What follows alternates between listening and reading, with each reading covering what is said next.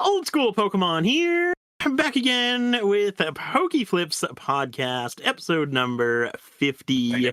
Joined by my usual co-host, Catch 'em All Collectibles, Dan. How we doing today, Dan? Doing well. We made it to 50. What a nice big round number. Good to see. I like it. It's exciting. I just realized I don't have my lights set up. Yeah, it's what a good start. It's crazy though. Things are going well. PokeFlipz, I mean, we're monetized now. We're doing big things. We got to I forget exactly when we hit 1,000 subs, but coming up on 2 years. It's episode 52 should be 2 years, right? Doing it every other 2 weeks. That would make sense. So yeah, because that makes sense. Because we started in March of 21. Yeah, crazy how long it's how quick it's gone. Time's just flying lately. Time always flies by. There we go. Lighting's better now. But yeah, as far as announcements before we get into the questions from last episode, we will be having a guest next episode. As we do, we alternate. Nick, if you want to announce our next special guest and special date for the special guest. Yeah, so next PokeFlipz podcast, we're going to have Pokemon Steven from Australia joining us. So that'll be a really fun episode. I've known him for a long time, and Dan has too, and I'm sure a lot of people have. But so it'll be really cool to talk to him for the first time. So definitely looking forward to that. We're actually going to be doing a special date and time for the next podcast. It'll be 2 weeks from now on Tuesday, February 21st, 9 p.m. Eastern Standard Time. So won't be doing our normal Thursday 1 p.m.s. This next one will be at night, but we'll definitely have it as a live podcast. So be sure to join us for that one. I think it'll be, or no, I was just gonna say I think it'll be Pokemon Steven's first time live, but I was just live with him not too long ago. I was just live with him on I get so mixed up in whose channels I'm even on. Was that on Jake's channel? I'm on too many lives and I watch too many lives. I can never even remember. But yeah, he went live on that one. It'll be his first time live on PokeFlipz though. I'm looking forward to that. I think our normal timing is pretty rough for his time zone. So yeah, looking forward to the late night live stream. Might get the red background lights going on. Late night spicy stream. We'll see how it goes. I like it. And then shortly after that podcast, we'll be down in Orlando. Yeah, that's crazy. Can't wait for that. So another part of the reason that we're moving it to Tuesday, because we can't do Thursday night, because we will actively be in Orlando, which is crazy to think. 2 weeks from today, we're flying down to Orlando, which is nuts. I feel like I have so much stuff to still get ready, so much to do. I haven't shipped anything down yet, but I've sourced a lot of packs. I'm actually surrounded right now. My solo live stream yesterday, I ripped that base box and waited out. I have some Topps packs. I have Jungle packs. I have base set 2 packs. Topps Movie 2000 packs. I have a little bit of everything going on now. I'm really looking forward to Section 71 beating down Section 70. It is not gonna happen. Not gonna happen. Java's asking if I need Fire Red, Leaf Green, or Team Rocket Returns packs. I don't know. If you have heavies, maybe people might be looking. Might have to sell some on consignment for you. There we go. Yeah, I won't be. The only packs I'll be bringing are those stupid first edition fossils that I still have. Bought those from you years ago. It feels like I moved through all mine. Are you doing like ultra modern? Are you bringing any Crown Zenith, any Japanese sets?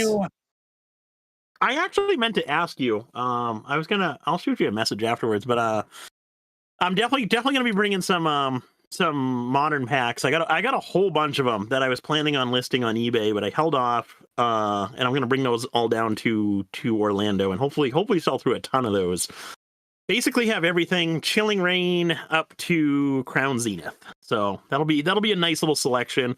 Got a whole bunch of Evolving Skies, a whole bunch of Brilliant Stars. I'll have a whole bunch of Crown Zenith once we get these new collection boxes in. So that'll be nice. And then gonna be bringing a whole bunch of graded cards, some singles, a little bit of everything. What are you bringing Celebrations packs? I don't have many Celebrations packs. Okay, good. Come to section 71 for your Celebrations packs.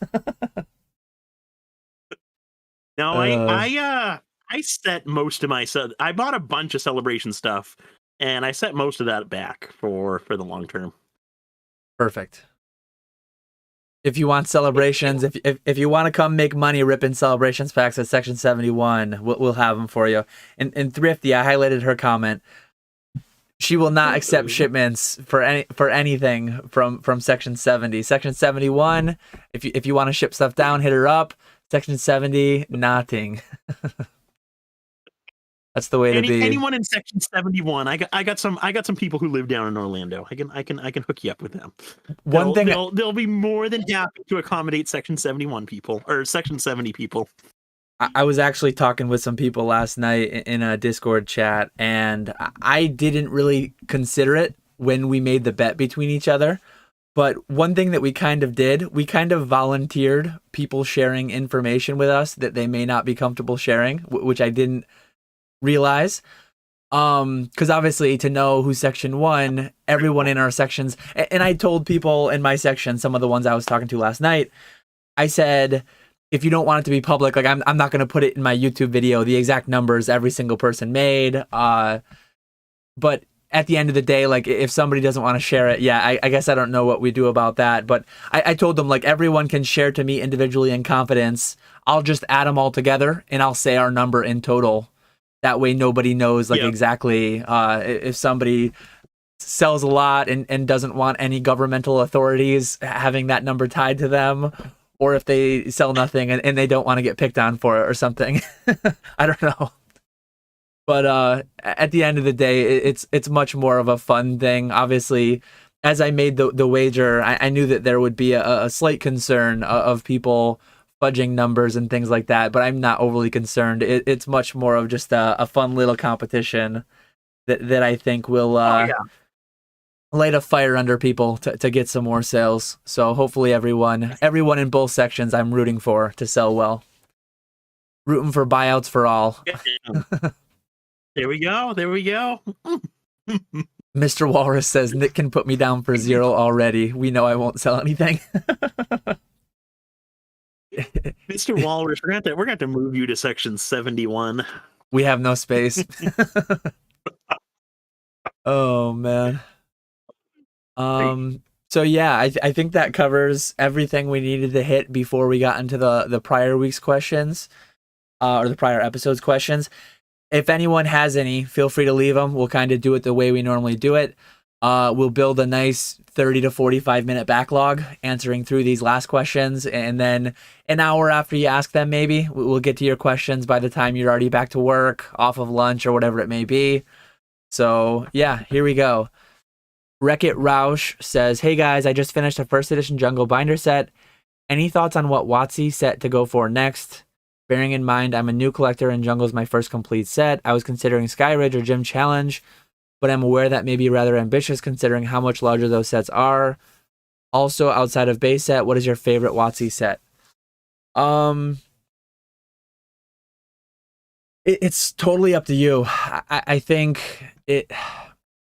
I know Basic kind of gets memed on, and I think it's a bit of a meme when he says Fossil's the best set of all time.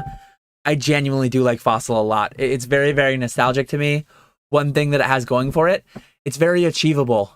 For me, it's super nostalgic. So it hits me right in the nostalgia. It's only 62 cards. It's slightly smaller than Jungle. You have one less rare and one less non-holo rare to go for.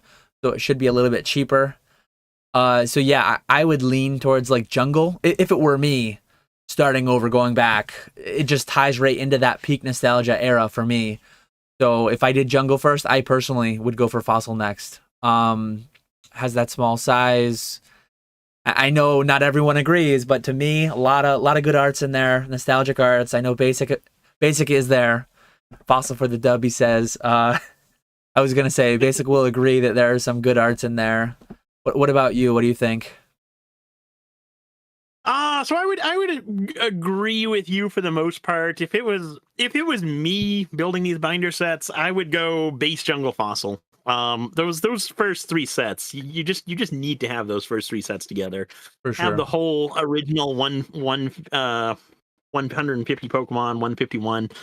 So yeah, I would definitely go for those first three. But if I was talking about building another WotC set aside from that, and kind of my favorite WotC set outside of base set, I would go with Neo Revelation.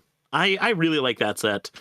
It is definitely going to be a bit more challenging to put that set together because there's a lot of more expensive cards than base jungle fossil. So you're going to be spending a little bit more money, but for me personally, I think that's my favorite WotC set outside of base set. And I was gonna say that too. My favorite would be base, which is like the boring answer, but that was what I first got into. It will always be the first, the most historic. It's when our first introduction to them. Outside of base, it's tough. I'm terrible at picking favorites. I feel like if I answered this 20 different times over the next 10 years, it would just be a different set every time. I really like that. Probably like Aquapolis is up there for me. I really like Aquapolis, but then that said, like Expedition, Skyridge are also great e-reader sets. I do agree. Neo Revelation is solid. Neo Destiny's awesome. There's a lot of great sets. So I'll just stick with base as my top favorite. Oh, what a basic answer. The most basic. Yep. Robert Paulson, question for Mr. Old School. I've been enjoying your daily booster pack posts on Instagram. If you were to sell this collection, what price would someone have to offer you to let it go? This includes all your variations of base set etc as well. Ouch. That hurts. You gotta pop up a listing on eBay. One of those just like teaser listings, put it up for $1 million, drive some traffic. Exactly. I'll pull it up right now. So first off, thank you for looking at my Instagram posts. Do appreciate that. I've been surprised at how many people are liking those posts. I'm enjoying it, and been surprised at how much more activity my Instagram account is getting now that I'm actually posting daily, which makes sense. But yeah, no. So definitely gonna keep that up. I think once we get through. So like right now I'm in the Diamond and Pearl era, and I've noticed that like the number of likes that I'm getting on each post is less than when I was doing WotC and EX era. So I'm gonna finish up Diamond and Pearl, Platinum, Heart Gold, Soul Silver, and then maybe Black and White. But once we get into XY, I'm gonna start doing pictures of like 3 sets at once, just because the packs are cheaper and we'll kind of speed up this process a little bit here. You gotta just do them on a bed of like $100 bills so that you can get the. There must be a certain like dollar value to like ratio that you just need to work the algorithm on.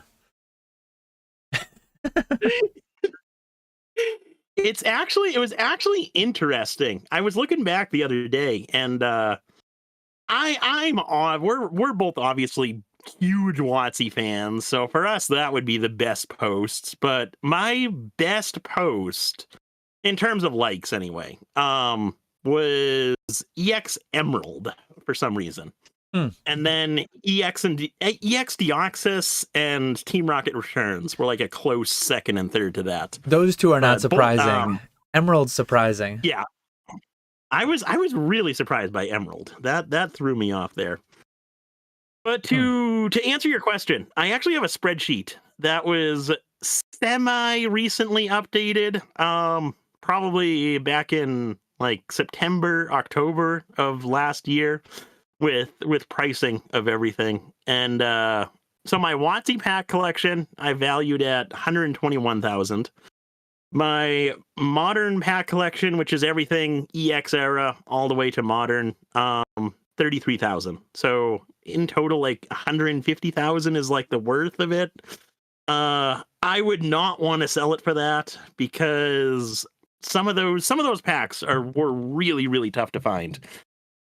So like 150 would be like the realistic figure I could expect. I would probably like ask for double that if someone really wanted it.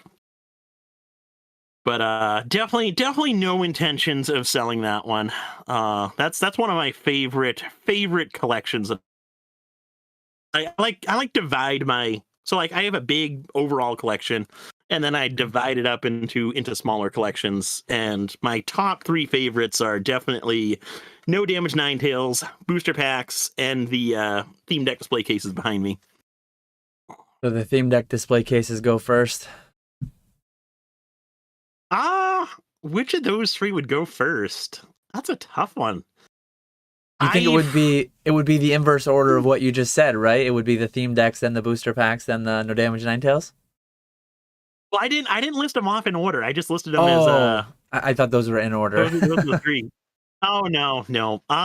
As I think I would have to let the booster packs go before the theme decks. Interesting. I know the question was for Nick. I actually did have assembled years ago when I did one of every box that I opened for myself. I did have assembled a complete pack art collection. I had base set first edition. I didn't do any unlimited. So you do unlimited as well, right? Like you have Gym Heroes first edition, Gym Heroes unlimited. I didn't have any of the unlimited except for base. I did have some oddball stuff though. I had a few foreign languages, almost all the foreign languages for base first, I think though. I had Black Triangle packs. I had a little bit of oddball stuff like that. I think base 4th packs as well, 1999 to 2000, the international ones. I sold that though. I sold that to Rusty back in 2018 or 2019, I want to say. I got to meet Rusty for the first time at the Hartford Collectors event, and I want to say the sale we made was, I think it was before that. I think it was a few months before that, but I'm not positive. I think it's probably been a year or 2 since I've heard him reference that or kind of checked in on that. I think he still has it all. I think that was like bought for part of his personal collection. I want to say the number was like, it's crazy to hear. You have some stuff that I didn't. You have some valuable stuff that I didn't, like Korean unlimited packs. You have a lot of the foreign Chinese unlimited. A lot of the foreign unlimited is actually scarcer than the first edition. I don't know if it's always more valuable, but anyways, I want to say the price, and it was up through like, I could look back in my E4 DMs. It was up through like an XY era set, up through, or maybe Sun and Moon, up through XY, whatever it was. But it was like slightly under 10,000, I want to say, slightly under $10,000. And easily today would be 100,000. One of those things that constantly comes up, like, do you regret X? I don't regret it at all. I don't remember exactly. I need to look back in the timing. I'm sure that I bought some massive collection shortly after doing that, or I was selling that to fund some massive collection that I had recently bought. But that's kind of what I do though. I kind of complete a goal, soak it in, take my pictures, post it on Instagram, and then move on from it. And I did that with my ETB collection. I did that with the pack collection and PSA 9 Gold Star set, a lot of things like that. But it is great. Like, part of me, it's like, man, I kind of wish I had it, but it would also just be sitting in a safe somewhere, hardly ever being looked at. So I'm not regretting not having it. Yeah, I remember. I remember when you sold that set to Rusty, and he did a YouTube video going over it all. Yep. Yeah, I think I want to say he has a pack collection still. I know he did consign one to, or he had one on consignment that he sold to Pokey Chloe.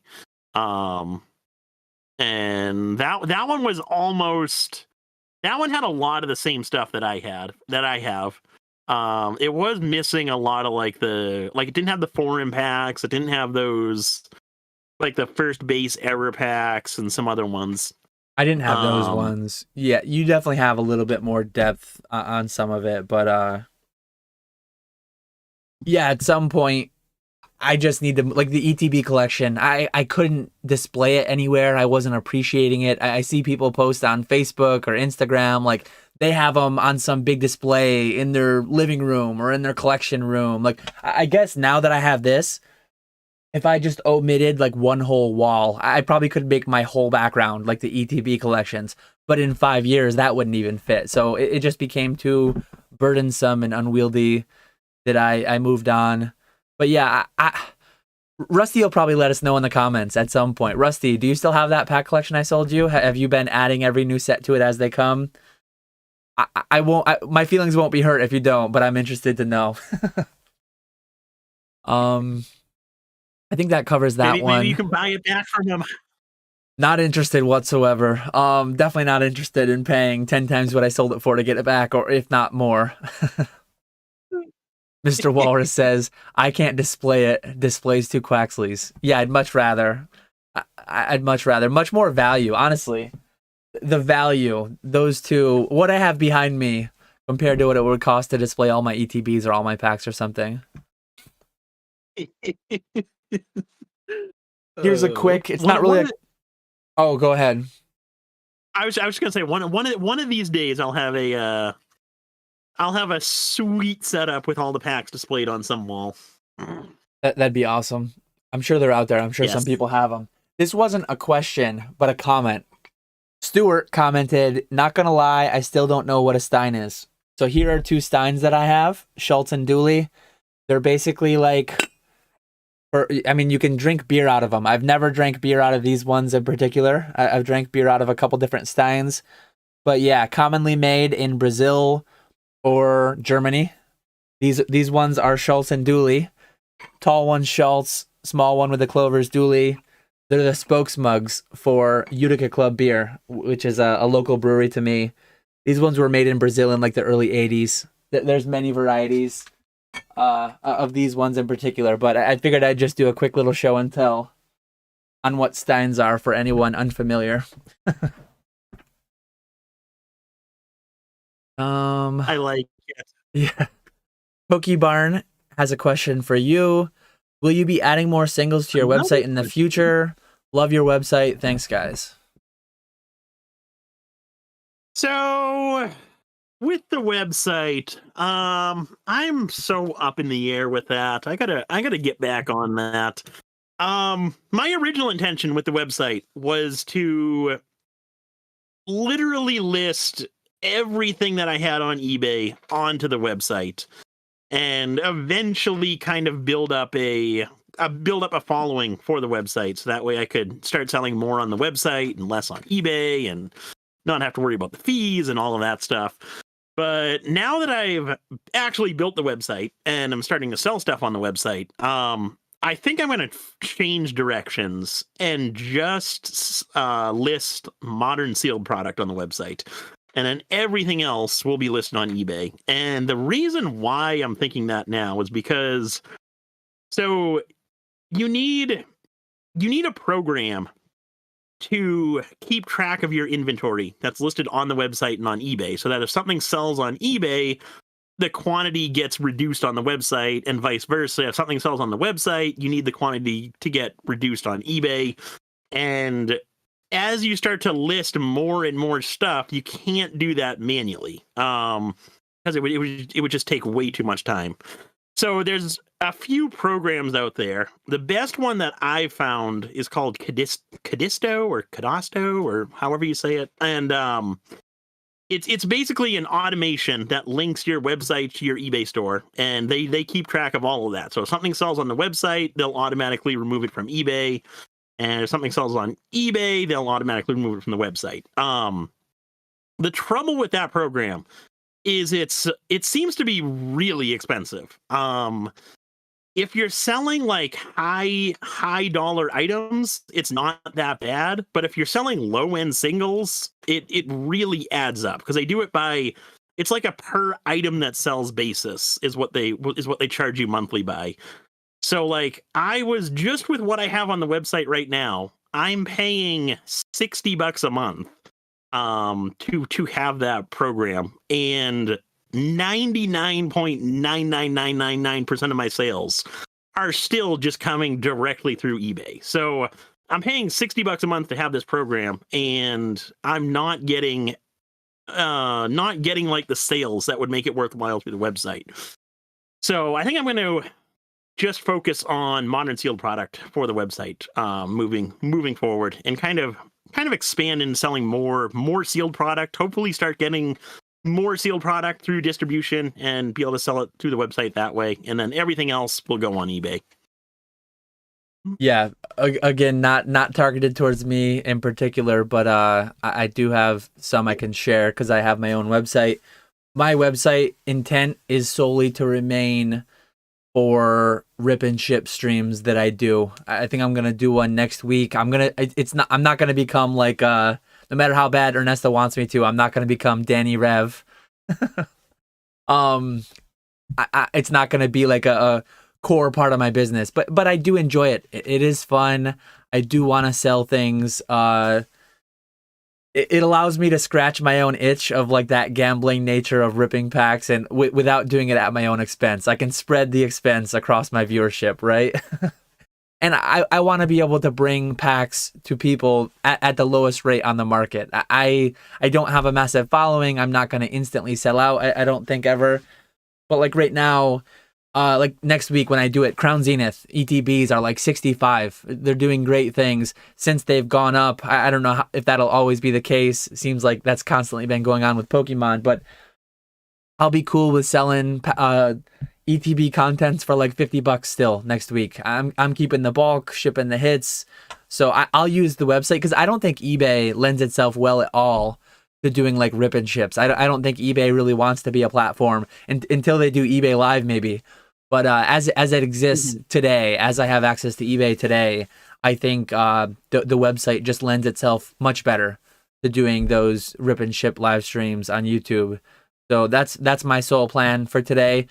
As far as what I'm paying to host the website and the slight margin that I'm making versus what I could just sell it for sealed, like I'm not really doing it as like a profit incentive. I'm just doing it as like having fun with it. I definitely get enjoyment out of it. I do get other benefits if my YouTube grows, if I get more YouTube memberships, things like that. Like I'm not pretending like I don't make any money. There's no benefit to me, but there are many benefits, I think, mutually.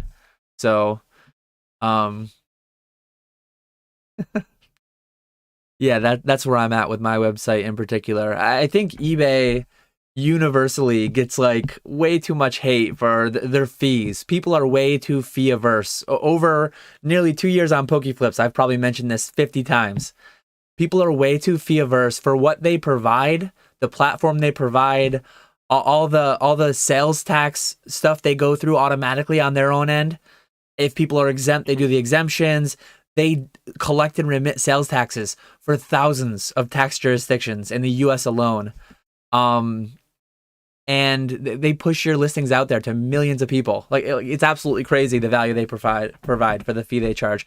That said, the fee they charge is going up. I was looking back a few years ago when I was doing my taxes. When I made that video like a few weeks back too, I was looking over prior years, and I don't know what the lowest fee I ever paid eBay, but I know as recently as just like a couple or a few years ago, I was paying 9%, and now the new base is going from 12 to 12.35, I think it is. So going from 9 to 12.35, that's over a 33% increase. That's the way things are trending though, right? Yeah, they pretty much go up every year a little bit. But yeah, I remember when it was right around 10. I want to say, for some reason, I feel like I remember 5 or 6, but maybe I'm just dreaming. I mean, I've been on my eBay account's been around since 2004, so it wouldn't overly surprise me. I'm gonna Google it real quick. It probably was down below that low. I have no idea. I never paid much attention to the eBay fees when I was first starting out. I could not tell you on that one. I'm gonna try finding quickly. I don't know if it'll pop up like that, but the thing is But they yeah, have that would be interesting. so many varying years It's by category, by their fee structure is so confusing because you have it's by category, it's whether you have a store or not, if you're a top rated seller or not. There's so many variables that go into it. yeah. I'm not finding anything really quickly. I was hoping I would find some like 10-year chart of what the average fees have been, but I'm not seeing anything come up quickly. I know that I saw only a few years ago I was paying about 9, and I want to say like this may have been 16, 18 years ago, but I want to say I was paying 5 at some point. Yep. Like I know I've heard Echo Based Collectibles. I think his account is a little older than mine. I think he's 20 years already. Mine's from 2004, so he must be like 2002, 2003. But he mentioned before buying and selling on eBay back in the era where you would send cashier's checks to people or you would receive cashier's checks from people. I sold on in those days too. I remember selling some stuff for cashier's checks. Absolutely crazy. To think of that. Oh yeah. I think we That's have like one more question. Sorry, go ahead with what you're gonna say. let's go for it. I was just gonna say I was watching something on like the origins of Amazon, and Jeff Bezos was saying the very first Amazon sale that they had, some guy paid in cash, mailed him cash for some books. It's crazy to think about how much that's changed since back in the day. Yeah. Yeah, for sure. I used to sell some textbooks on like half.com, which was owned by eBay. It kind of linked to your eBay. I don't think that's still a thing. I don't think so. I definitely sold some books through Amazon, but some through half.com. Yeah, I'm not having any luck with my eBay search. Oh, right here. So transaction fees. I just found a CNET article from 2002. So this predates slightly when I was on the platform, but by a couple years. But this says right here, for items that end with a winning bid of up to $25, eBay will increase its take from 5% of the final price to 5.25%. And somebody did mention in the live chat I saw, in this, I'm pretty sure this is right, eBay might have been 9%, but PayPal was at 2.9%. Back before eBay, because eBay, before eBay managed payments, eBay owned PayPal, but they were two separate companies. Or how did it work? I forget exactly how it worked, but eBay used to own... Originally, PayPal and eBay were separate, and then...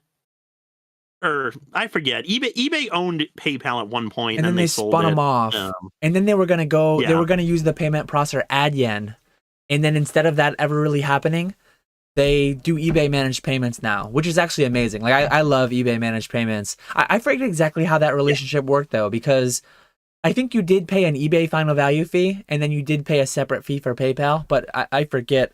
But yeah, according to the CNET article, 5.25%. On the first $25, and it will increase its take on the next $975. So up to $25, you paid 5% in 2002, and from $25 to $1,000, you paid 2.5%, which then increased to 2.75%. So, and then above $1,000, you were paying 1.25%. So that was eBay fee alone, though. That almost certainly wasn't. There was an additional PayPal fee, if PayPal even existed then, but a lot of these sales were probably like cashier's checks in the mail. Like that was probably your total selling fee because there was no payment processor. There was no credit card being charged. That there was like a lot of these were probably cashier's checks and things like that. Yep. Yeah, which is crazy to reflect on, look back at. Anyways, let's get to this last question. Matt B says, what are your thoughts on prices between CGC Pristine / Perfect 10s versus BGS Pristine / Black Label 10s for high-end WotC era Pokemon cards? Do you think CGC 10s can reach the same premium as BGS 10s? I think personally that BGS markets it a lot better. I think having the distinct black label, it just has a much more premium feel and it has a much more distinct look. From across the room, I can distinguish between a black label and a pristine 10 solely for the black versus the gold label. With CGC, I might be able to. The only time I would be able to distinguish like across the room is if I can make out the fact that subgrades exist, because subgrades exist on every perfect 10. They put them on there. Whereas pristine 10s, you don't always have subgrades. So if I can tell that they're subgrades, I'm going to know. I guess it could be a pristine 10 though. So I guess I can't really distinguish across the room regardless. Because it could be just a pristine 10. Really good eyesight. Yeah. So the fact that they do a whole separate label for their high end, I think is huge. I think that really makes it a big mental thing, and it's just a clean look, nice look. I don't think Perfect 10s will ever compete. That said, I've dove into the data, and last month in the Pokenomics Patreon, shout out Pokenomics Patreon, I did like an analysis on black label rates versus Perfect 10 rates. CGC 10s are harder to get, like full stop. Really? Yes, significantly in many instances. If you look at Scarlet Violet 1, a card like that, apples to apples. Like people that are sending those in, they're fresh off production, they're brand new, no age to them, no like wear and tear in binders. So what people are sending in mass to each of these companies, PSA grades them like 90% PSA 10. Beckett Black Label, like 25%. And CGC Perfect 10 was like a quarter of that, like 4 times harder to get. I forget the exact numbers, but yeah, I looked at Red's Pikachu, I looked at Scarlet Violet 1, I looked at Moonbreon, I looked at a handful of things, and universally, Perfect 10's substantially lower rates. You could try to make the argument that people send the best of the best to Beckett, but with a card that's so cheap and available as Scarlet Violet 1 and Sword Shield 50, I also looked at Sword Shield 50. I think cards like that are really, people are just having such high quantity in mass in perfect condition that they're sending apples to apples, same thing to each company. With the Moonbreon, I can see more the argument of, well, people are holding back their cleanest copies for Beckett alone. But yeah, I think I covered everything there. I don't think CGC Perfect 10s will ever reach the premium as Black Label 10s. Pristine versus Pristine, or Pristine versus Gem Mint, or yeah, Pristine Beckett calls it as well. I could see that more happening. I personally, if I were as a collector, value aside, if like my favorite card, if I had to acquire that in a certain condition company and hold it forever, never sell it, I would much rather have the Perfect 10 because I'm quite confident the restrictions are higher and I like the case better. I like the product better. So give me the Perfect 10 for collection. Give me the Black Label for selling. Where do you stand on all that? I pretty much agree with you on that one. Beckett definitely does a better job of marketing their black labels. The fact that you have to, like, if you're looking for CGC 10s, if you do a search for CGC 10 on eBay, it's impossible to tell by the little thumbnail picture whether or not it's a pristine 10 or a perfect 10. Whereas BGS, you can tell that right off the bat by the label. So I do think that's a downside to CGC, is not kind of differentiating their pristine label and their perfect 10 label more so than they are doing. And I think that's something that will hold them back in the long term. But as far as other reasons, I think it's just because BGS has already been around for so long. People already collect BGS 10s. It's so tough to like gain any type of significant market share now that like everyone already collects PSA and BGS. So for CGC to come along and start to take any significant market share, it's really, really tough. And CGC is doing it to some extent, but I think when it comes to like the perfect 10s, it'll always be BGS first in terms of pricing.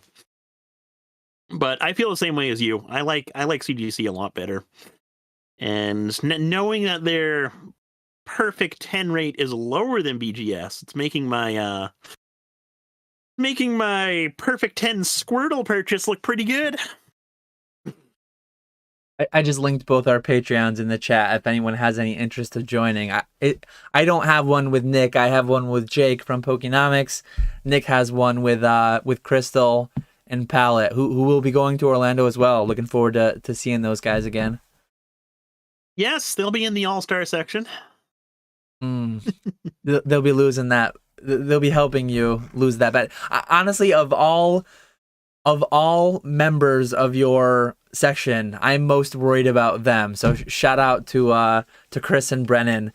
I know that they'll probably have some like pretty high end stuff. I know that in Orlando last year they had quite high end stuff. I actually like accepted a crypto payment. I middled like a transaction for them between buyer and seller because I accepted crypto and then paid them out in PayPal or something. I don't know if I'm going to be willing to do that, at least not on Saturday. I'm going to have to wait till Sunday if they want me to do that again because I don't want to work against myself there. But yeah, they had some high-end stuff. I see Leaf Green Goblin asking who will be the next guest. Pokemon Steven, we're going to have on. We did mention it at the beginning, but for anyone joining late, Tuesday night, February 21st, 9 p.m. Eastern, we will have Pokemon Steven on. And I will announce that in advance. I will schedule that in advance. I usually try to schedule these further ahead so that you can see them in your feed. I didn't schedule this one till like noon today, but it was in our normal time slot. So I think people have it on their calendars already. But given that the next one is kind of like out of the norm, I'll make sure I schedule that one a couple days ahead. That is that's all our questions though from sweet last episode. So we are hanging out with the I was gonna say live chat, but we're gonna be hanging out with the 40 minutes ago chat. 40 minutes ago chat. Yeah. It's a bad thing. If we get more than an hour behind, they start disappearing. So it's good that we made it through in less than an hour because we have had that happen a couple times. But yeah, let's you got anything else to cover? We just re-mentioned our guest. Anything else to cover before we dive in? No, let's hop right into it. Oh, hold on. I got to hit this, the most live comment we have. Vandy says, who on table 71 has a first edition base Charizard 7+? I got numbers to boost. Hit me up. I have a CGC 8 base first Charizard that I'm contemplating bringing. So if you're actually out... I have a... What have you got? You can finish what you were saying. Oh, sorry. I was going to say, if you're actually on the market for a 7+ condition base Zard, I have a CGC 8 that looks pretty clean. I know that I recently sold like a CGC 6 base first Charizard that was prior a PSA 3. This was not one of those. I bought this one as a CGC 8, and in my opinion, like I haven't looked at it in quite a while, but it's a pretty clean one. I don't know that it would be a PSA 8, but PSA 7, PSA 8 feels appropriate. What have you got? You got something you're bringing too? If you want a far superior 8, I'll be bringing a PSA 8. Uh-oh. What's the price on that? I don't even know yet. I think they're around 10, 5. That's in my mind where they were. I'll do 3 though to try and boost up my numbers. Yeah, I made the joke. I've made the joke a couple times now. I think I'm just gonna sell like $50,000 worth of stuff at half price so that I don't have to spend $100 on alcohol and lose the bet. That's quite a smart business decision. Sacrifice like $20K, $30K in gains to avoid a $100 bar tab. It's the reputation you're protecting. Yeah, it's much more the rep and the ego that need protecting. Oh, that was actually one thing I was gonna ask too, because I have a small stack of deals that I'm like. These cards are deals that are done ahead of time, being paid at Orlando. I was going to. They'll probably happen Friday anyways. I'll probably see people Friday night, and I'll probably get cash for them Friday night. But I think we have to exclude if any deals are done. Like if you make a deal with Vandy for 8K, 10K, and then he's paying you. If prearranged deals, they probably need to be excluded, I would think. But again, I would say that's fair. So make sure you get that deal arranged with Vandy up front. Make sure you guys settle that before we go down there. Vandy, we can't talk about this until 12:01 on 12:01 Friday night, yeah. When it officially ticks into Saturday. It'll be fun though. It'll be a fun little wager. Oh yeah, definitely. Chavals. Hey everyone, old school Pookie Man here, back again with Seasonal Depression Podcast. What? Oh, Chavals, you can always count on him to be memeing it up in chat.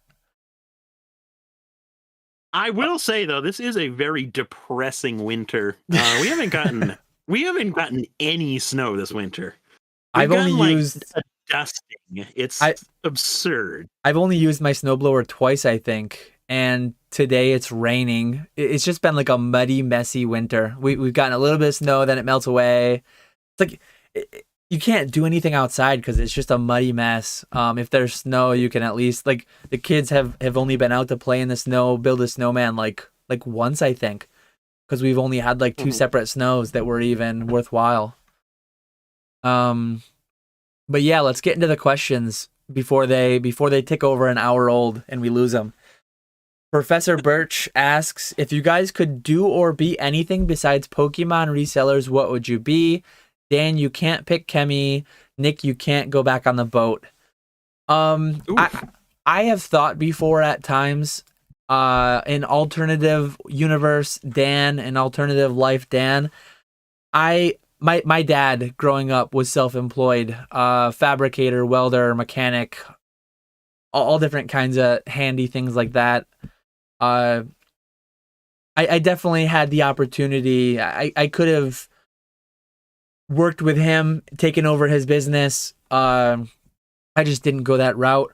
I enjoy doing that kind of stuff. But yeah, I liked science and math a lot, and I wanted to do the whole college thing, and I just went that path. I would probably pick that though. If I didn't do Pokemon or chemical engineering, it would probably be taking over his business, doing some kind of a combination of fabrication and welding and ag mechanic, things of that nature. What about you? I have absolutely no idea. It's funny actually. I grew up on the water. My grandparents actually lived right across the street from the college that I went to. So growing up as a kid, we would go visit my grandparents, and I would see the college that I went to, Mass Maritime, and right on the campus, they have a big giant training ship. So seeing that as a kid was really cool. Plus, going out fishing with my dad and my grandpa, always enjoyed that. So ever since I was a little kid, I wanted to go to that specific college, and that never changed. Throughout high school, that was like the one college that I wanted to go to. That was the one thing that I wanted to do. I actually only applied to that one college. Luckily, I got in, so that worked out well for me.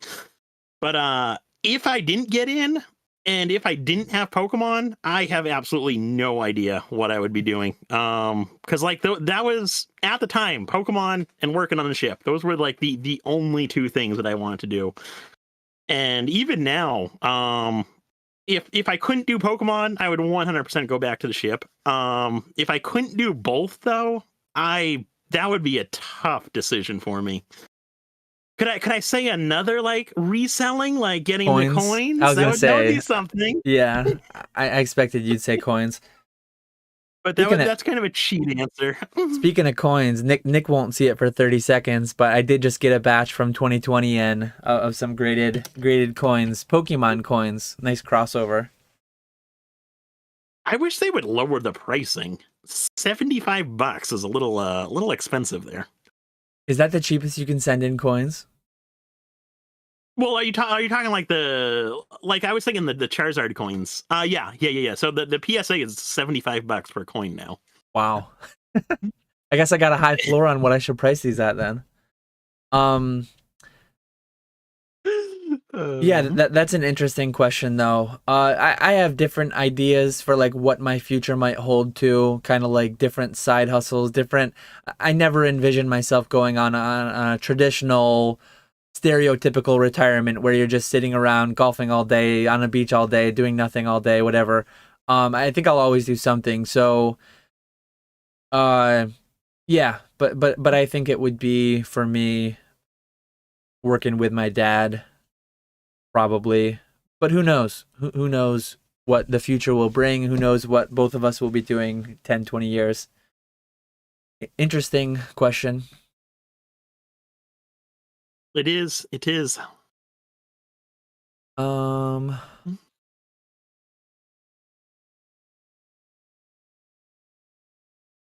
Let's see. Appreciate you, Professor Oak. Hi, everyone. Please hit the like button on your way in an hour ago. We do have 25 likes, 81 watching. So if we can pump those numbers up a little bit. Let's see if we can get 50 for episode 50. Maybe we can double up. Let's see what we got. That's a good idea right there. Nice. It's a nice, smart goal. Specific, measurable, achievable, time-based. I forget. Realistic? Achievable and realistic are the same thing, though. Let's see. Sounds good though. Sounds good. Yeah. Well, we can't say get us up to 1,150 subscribers because we're already there. Yeah. So nobody else subscribe.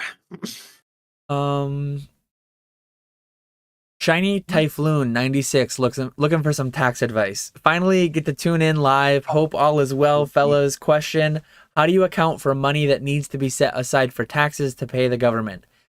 Very, very important question. Very, very pertinent to my current situation. This week, I pretty much finished.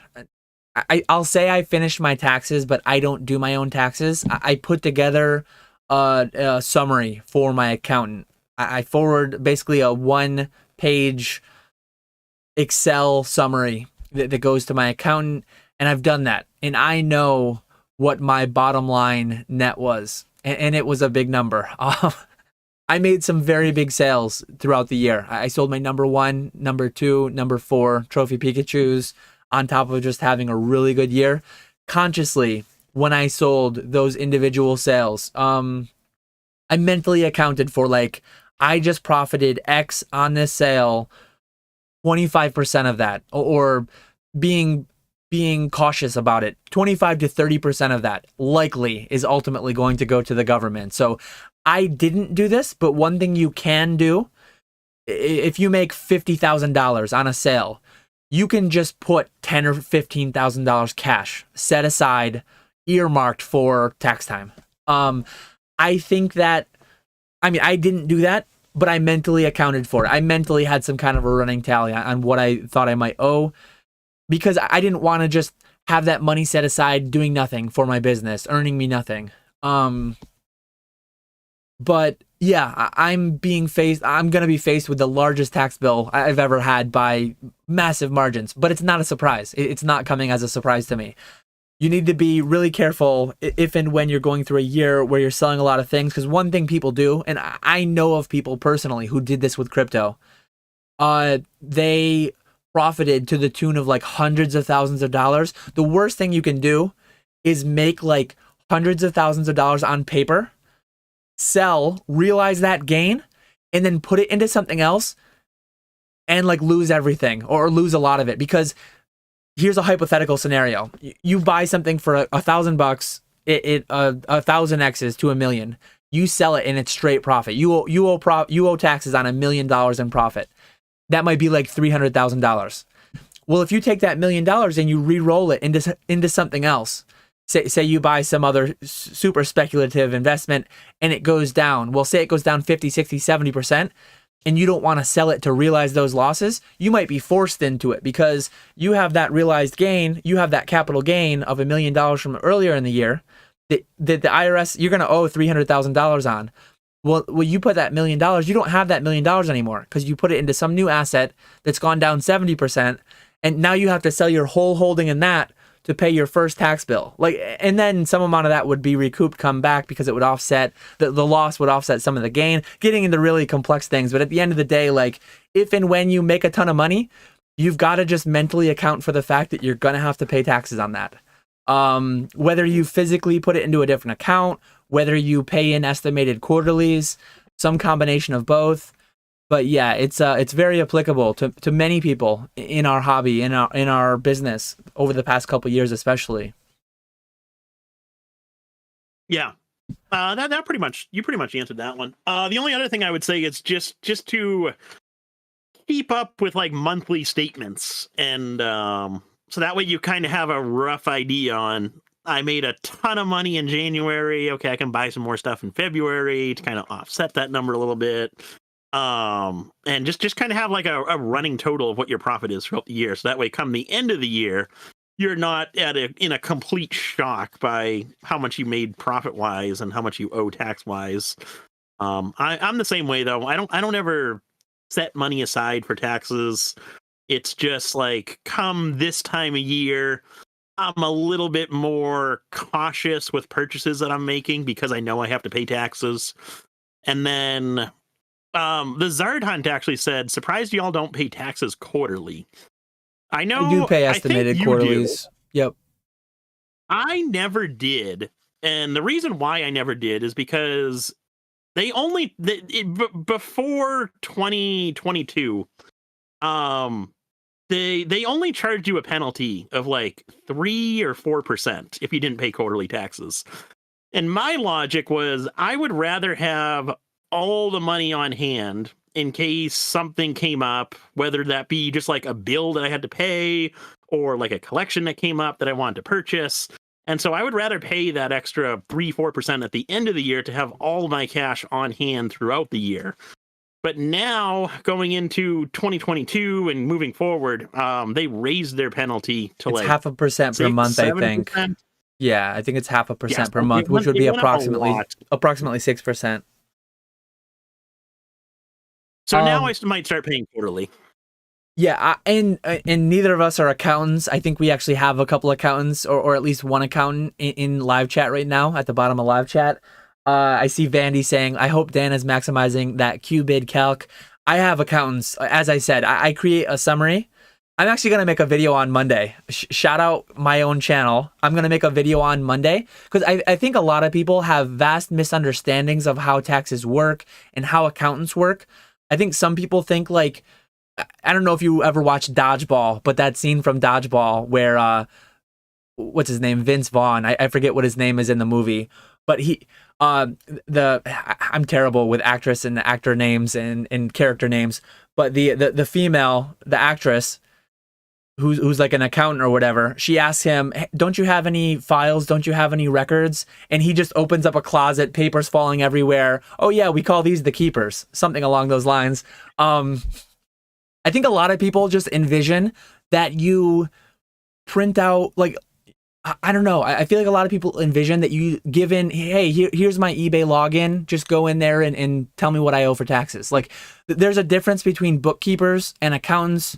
And I think a lot of people don't realize that you have to do a lot. You have to generate basically a report, a summary.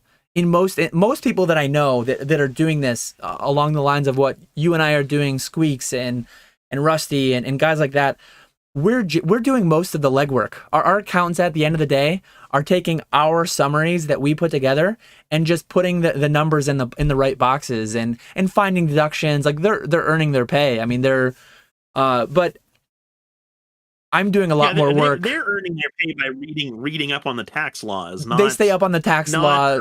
Figuring out how much we paid in shipping or how much we bought this collection for, all that stuff. I think some people just have a very warped perception. So I'm going to make a video. I haven't made it yet, but I'm going to make a video where I just show, like, I go to eBay, I export this CSV, I put it in here, I go to my bank account, I export this CSV. I have one spreadsheet that has my eBay, my PayPal, my one credit card, my other credit card, and I just do like a balance between all of that. I allocate certain things to shipping, certain things to grading. I dot the I's and cross the T's, and I make sure all the numbers check out, and then I put it into one succinct like summary for my accountant. It's one Excel sheet basically that just, yeah, I do like more than 10 hours of work, and then my accountant does, I don't know exactly how much work, but the biggest thing they do, they recommended that I become an S corp, and they file my payroll, and they do the quarterly taxes for that, and they do a lot of other stuff. They interact with the government, and I just interact with them, which is very, very nice. And if and when laws change, the Tax Cuts and Jobs Act, if and when things change to where I can optimize some way, they do all that on their end. That's their role. Your role though is to like generate and put together all the numbers though. Unless you hire a bookkeeper, and I mean maybe you can interface certain things through. I mean I know Rusty. Do you use? I know Rusty and Squeaks both used to use some program that doesn't work anymore. Do you use like QuickBooks, or did you use GoDaddy bookkeeping? Anything along those lines, or do you just use Excel? Years ago, I tried GoDaddy bookkeeping. I never liked it. So I just do those monthly spreadsheets. That's where I keep everything. I just do Excel, and I'm obviously doing it at a much higher level than I was 8 years ago. And it's I watched some videos after talking to Squeaks a little bit about his process, and I think he's using QuickBooks or one of those programs like that. And people in Discord were talking about all the different options out there. At the end of the day, like they're doing the same things I'm doing. They're just a more cleaner, like streamlined looking package. But at the end of the day, it's just basic like Excel formulas and balancing out all the pluses and minuses, right? Just I don't know. Yeah. I'm trying to keep an eye on live chat. Oh man. I think we covered that one though. Definitely. I would say so. If and when, because I was confronted with this for the first time to the extent in 2022, to the extent that I sold some cards with very high 5-figure, close to 6-figure net capital gains on one card. And had I gone and bought a Corvette, had I gone in, like that's the worst. I guess I was talking earlier in crypto, if you had bought another crypto that went down. Even worse than that would be if you had bought a house, if you had bought a car, if you had just spent that $1 million on anything and had nothing to show for it, nothing you could quickly sell to get the money back to owe, you could put yourself in a bad spot. Like, yeah, if you buy, yeah. Oh yeah. Just if and when you make a bunch of money, know that the government's going to want their cut, so just prepare for that in whatever way you can. Mm-hmm. Mr. Walrus says, like Mr. Walrus says. I was just going to say that, the Uno reverse card. Always carry the Uno reverse card for the IRS. You've activated my trap card. That. Oh man. Professor Birch says, are you planning to get anything for the personal collection at Collecticon? I'll let you go first since I go first on most of these. I would like to be able to walk around. I say that every time and it never happens. But maybe this time I'll be able to walk around and actually see everything. I don't have any intentions on buying anything for myself. Anything that I want, I just buy online. I can't imagine. There's nothing in particular that I'm looking for at Collecticon. Obviously, if I see a No Damage Ninetales or something that I need for my collection there, I will 100% buy it. But aside from that, there's nothing that I'm really looking for. I'm just mainly excited to see everyone, and then obviously be on the selling side of things and talk to people who come up to the booth and all of that fun stuff. Getting sappy, collecting memories and friendships. Yeah, there's really nothing that I'm out for in particular. If someone's got some enticing packs to rip and I can do a little bit of gambling in person, having fun with the friends, maybe. But other than that, yeah, there's really no like card goals that I have in particular. There's cards that I would love to own if I can buy them right with the intent to resell. I've mentioned many, many times, but I don't think those will be at a convention priced to move. So probably just Yeah, be good luck with that. probably just be collecting memories. Um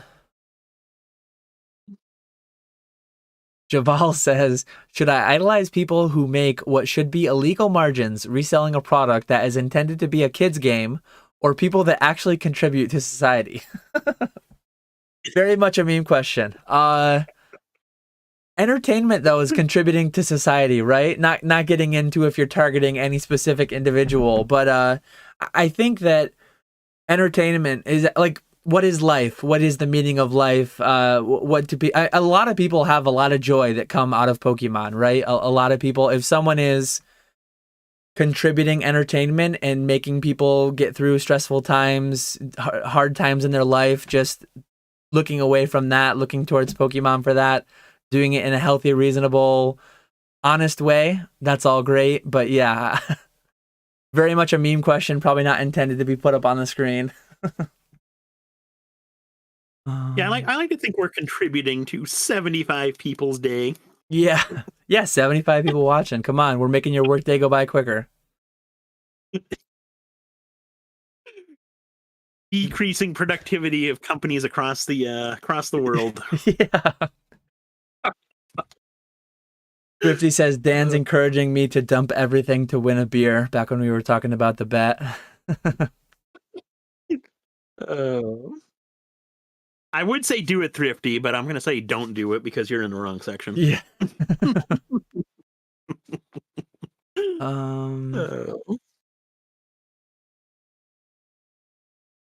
How often do you get slabs back with loose sliding cards inside, and would you prefer PSA sleeved cards inside like Beckett? PSA cards that like rattle are fairly common. I don't know.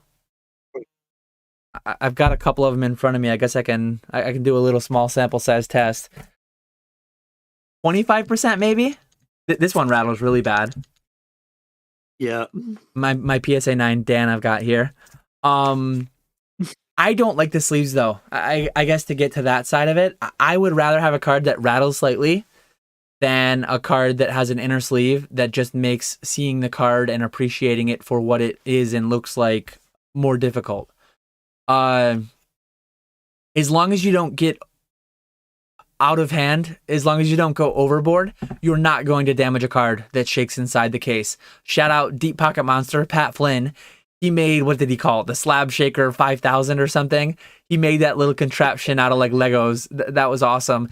I don't think that one damaged it, but then he took like a reciprocating saw and at like 10,000, whatever it was, whatever the frequency of that vibration was, he was able to like really destroy a card pretty bad. That was an extreme example. Shipping a card, handling a card, doing anything you want to that you would normally do is not going to lead to damage. I know Gary mentioned years ago that he like put one in a paint shaker, which would be significantly less rough than what like Pat Flynn did. Pat Flynn took it to the extreme.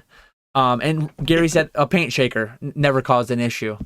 So yeah, I like what PSA is doing with it much more than what BGS is. Same goes for CGC. No inner sleeve is the way to go. And as long as you're not intentionally trying to, it's never going to damage your cards. Yeah, I completely agree. It's a fairly common issue. I don't think it's a big deal. And I would much rather have the no inner sleeve than the inner sleeve. I know PSA, there was like a certain time with like certain cards. I remember Ancient Mew specifically. They tried some sort of inner sleeve thing, and it just looked it looked weird. It didn't look right to me. So I was never a big fan, and I hope they never change. Yeah. PSA there's a handful of Pokemon cards out there that have an inner sleeve, and then like some Yu-Gi-Oh does, some oddball things do. I think if PSA grades like the die cut tops cards, I think they put an inner sleeve there, so I can see them on niche cards that may need them. But I want it to be the exception, not the rule. I don't want it to be a universal thing. Mm-hmm. Cheeks Galore has a quick question for me. How tall are you? In one of your recent videos, it showed a picture of you and Rusty, and he looked 2 feet shorter than you. I don't know how tall Rusty is, but I'm 6'4", almost 6'5", I think. And sadly, when we were at Rusty's, I can't dunk. I was dunking on like 9'6", 10 foot. I can't jump. I can't jump at all, especially now. In college, I could dunk because I was like playing racquetball and being athletic, and I was 40 pounds lighter. But now, yeah, 10 years older, extra 40 pounds, not doing much these days. COVID, having kids, yeah. Need to get back to where I can dunk at some point. Build a basketball court in your backyard. Yeah.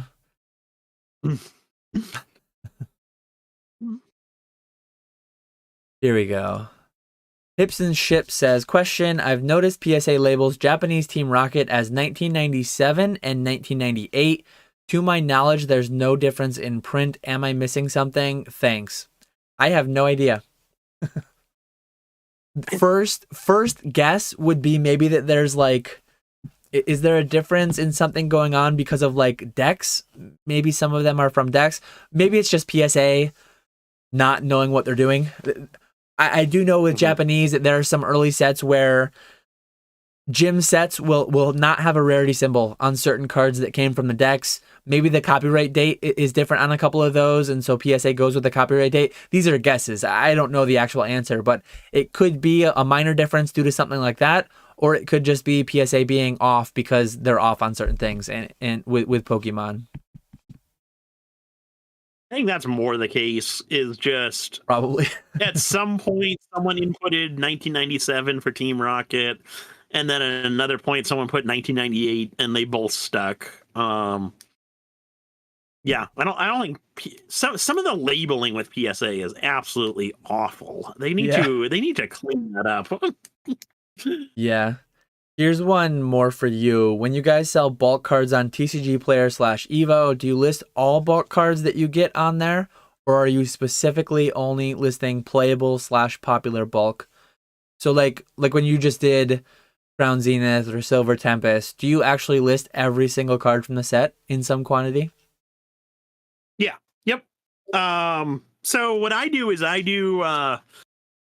used to do more. I've changed this now that I've been selling on TCG Player longer, and I kind of have more sets to work with, and space is an issue, and some cards don't sell as well. But basically what I do is I list every single holo, reverse holo, rare, and the trainer cards. So every single one of those that I pull gets listed on the TCG Player.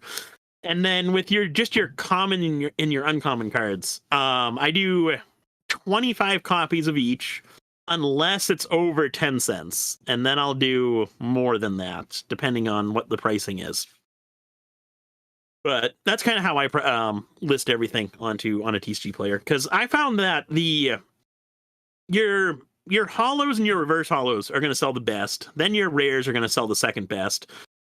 Trainers sell really good on TCG Player as well, but your typical commons and uncommons, they sell all right, but there's not a ton of people buying those cards. So those are definitely the ones that you can have the fewest listed of.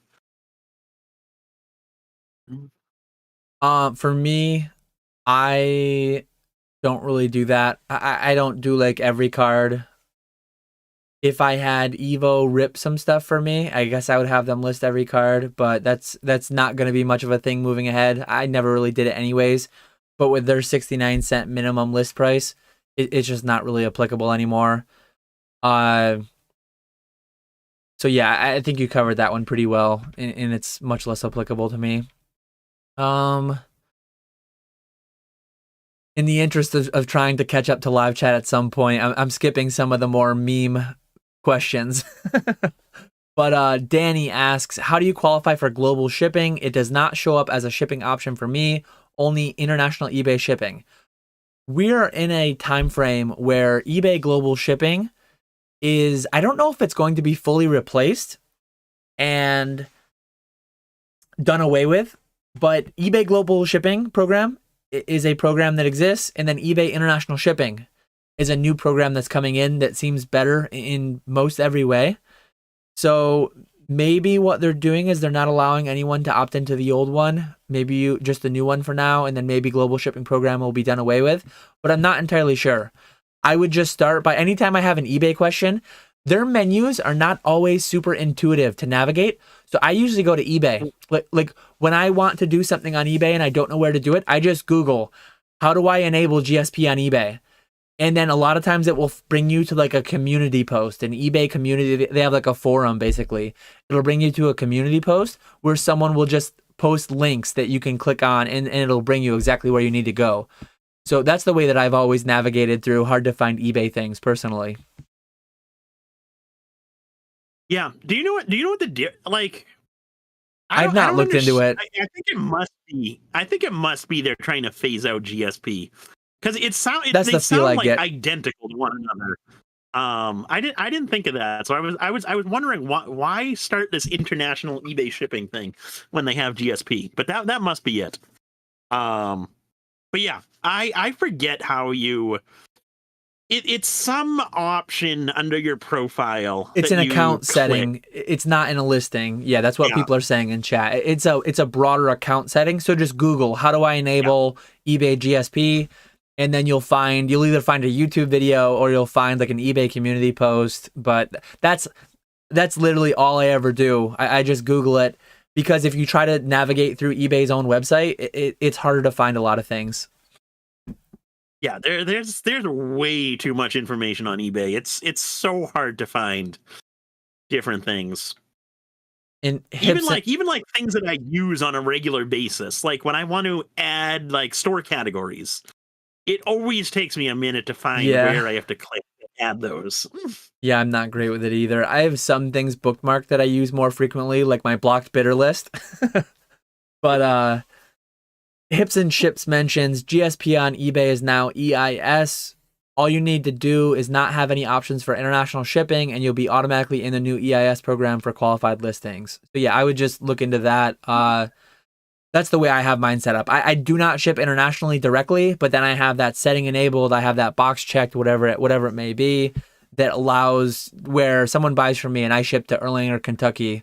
I think the new place is in like Illinois. I think I saw James mentioning that he's shipping to somewhere in like Illinois for the new eBay international shipping. Interesting.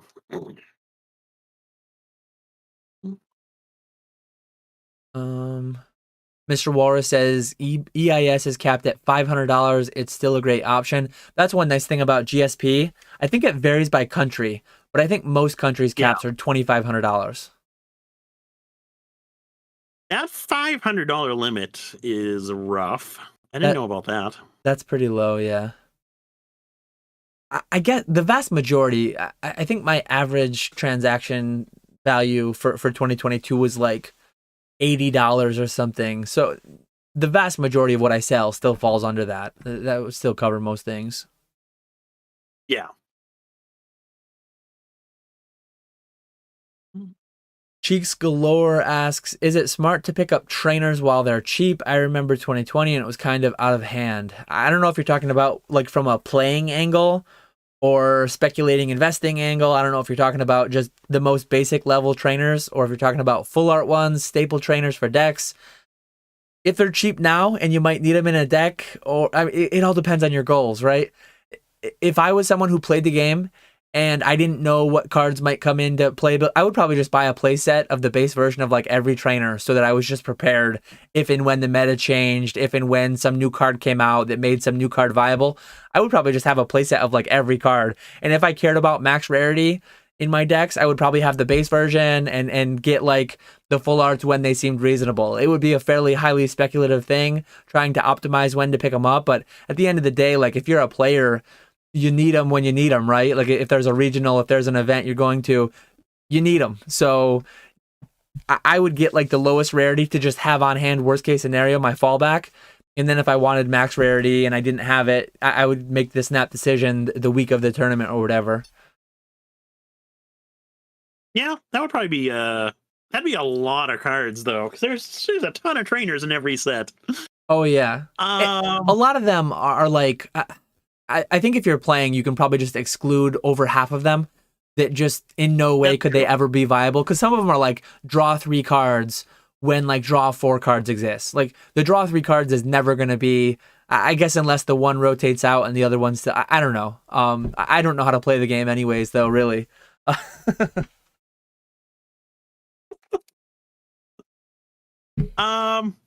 Yeah, I would just, I don't know. It could be a good time to pick them up if you're wanting to. They could always get cheaper later on down the line. It's so tough to tell with any type of cards. Ricky said they're talking about waifus. Waifus aren't cheap though right now, though, are they? That's kind of what I took it as. That's kind of what I took it as, like the more expensive trainers. Yeah, but he's saying while they're cheap, they're not cheap right now. Are they? Well, some like I'm selling some like tag all-stars waifus. Maybe that's what they're talking about though. Like current ultra modern waifus right now, relative to like I'm selling some tag all-stars for like $1,000 on consignment, like some crazy ones. I'm not gonna get into speculating. If you're talking about waifus, I'm not gonna get into the waifu speculation because I have no idea. Some of these cards I'm selling for $1,000, $1,500. I have no idea what's going on. I think it makes perfect sense. Yeah. If that's all you're after, there are some other IPs that take it to an entirely different level. So I don't understand. Yeah. I don't understand the whole waifu thing. Not even a little bit. So I'm not going to speculate at all.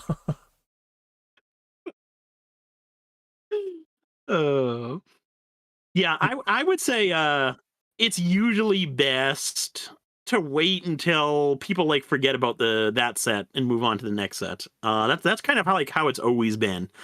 Like you have a window like right at release, everything's really expensive, and then as more and more people open that set and we have more single cards get cheaper and cheaper, and then when after the next few sets come out and people kind of forget about those cards, that's kind of your opportunity to buy whatever cards you're looking at. But then again, sometimes that doesn't happen. Like the Moonbryon, never happened there. Yeah. You want to take the next one so you can go first? What's the best way to source collections? So I buy collections all over the place. For me, Facebook, the Pokemon Facebook groups, that was a big one for me last year. Bought a lot of stuff there. eBay is another really good option. I was having some good luck with rare candy, but that's kind of gone away now that more and more people know about it. But just keep an eye on every platform where cards are available. I check Facebook, eBay regularly, and then I'll check Heritage and Rare Candy the most. And then you have like PWCC, Golden, Instagram even. So just kind of you basically need to have eyes everywhere looking for those collections, and just kind of focus on areas where you have like the best luck finding them. But I typically, like when I'm actively looking for new things to purchase, I'll typically spend like an hour, 2 hours a day on Facebook, just scrolling through Facebook at different points of the day, looking for different collections to purchase, scrolling through eBay, scrolling through Heritage, all that stuff. There's really no like magical oasis of all of these collections. So you got to put in the time actually looking for them. There actually is an oasis. Nick's just trying to steer you away from it. Yeah, I think Nick covered most of it. Another good way is having a YouTube, having a public presence, Instagram, YouTube, whatever it may be, letting people know that you buy. Some amount of my sourcing is just automated now. I have people reach out periodically. Some of the best collection buy I made of 2022 was one that just found me in my DMs.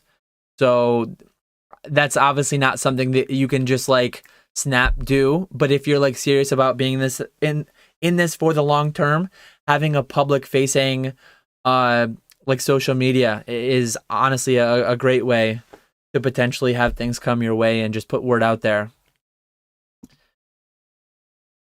Yeah, that's another big one, is to just have a presence on social media and advertise that you're looking to buy collections, because you never know what some random person will see your post or video or whatever and reach out to you.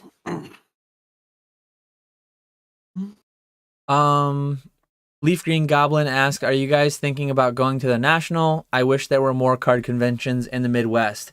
We were actually talking right before the stream about just the year. Collecticon is primarily what I am looking at. I am committed for Orlando in a couple weeks, and then Dallas in a few months, early May, I think that one is.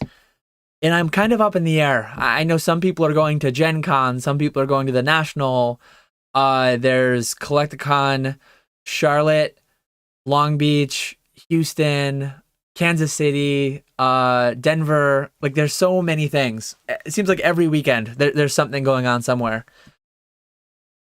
The National, though, is like outside of Collecticon, the National is probably higher up on that list than most of the others. But beyond May, I haven't set commitment yet. I really need to sit down probably and try to pick, because at least with Collecticon, probably more so with some of these bigger, more established, longer term conventions, you really need to be ready to go when they make the tables available.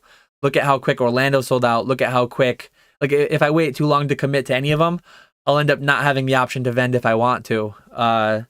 So the National is a possibility for this in future years. Yeah. I think for me, it's always going to be Collecticon.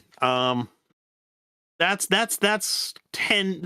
tends to be like the best shows for me anyway, at least from a vending perspective and selling perspective, which is a big reason I go to these different shows. Have fun and actually sell stuff. Whereas the National would just be to go and see people and hang out. I almost went to the National last year when they were having it in Atlantic City, because that's not a bad drive from me. But I decided not to go because of Collecticon and the National. It was like a week before or a week after Collecticon, so I didn't make it to that. And there's only so much time to travel, so you kind of have to pick like which events you want to go to. And for me, it's always going to be the Collecticons. I definitely want to try and go to more of those this year. Yeah, I'll have to see. Check. I know I have a couple. I think I have a couple weddings this year. I have to see how things fall, what aligns, where I end up. But I've only been doing this full time for a year and a half. So like 10 years from now, if I'm still doing this, I'm sure I will have expanded. I never really want to get over like 4 events per year. Traveling once every few months is enough for me. Kind of a lot. If and when like 5-10 years from now, if my kids get into like playing the TCG, I would honestly probably switch, unless Pokemon like ties in with Collecticon and starts doing like regional collabing with Collecticon the same convention weekend. That would be amazing. Think about that. Like having a Pokemon regional in Exhibit Hall A and Collecticon in Exhibit Hall B, having those like in the same venue on the same weekend. But yeah, like it's just so hard to say where life will take me. If my kids are playing the TCG, I'll be way more likely to start going to like regionals, and maybe I'll start vending regionals, and like some amount of my business might pivot towards like my personal life and what happens there, and you never really know. So at least very short term, next year or two, it's going to be primarily Collecticon, but the Nationals definitely on my radar. I forget who was talking about it in that Pokenomics live. I think it might have been the old card shop, but talking about how they should do Worlds and a Collecticon event in the same weekend, same area. That would be absolutely nuts. That would be such a fun time. Yeah, because a lot of these super big convention centers, it's not like Collecticon is renting out a whole convention center. They're renting out like one exhibit hall, one wing or whatever. So yeah, if you could get like some of the ones that we've been to, they've had like a spa convention going on one wing, and they've had different things going on.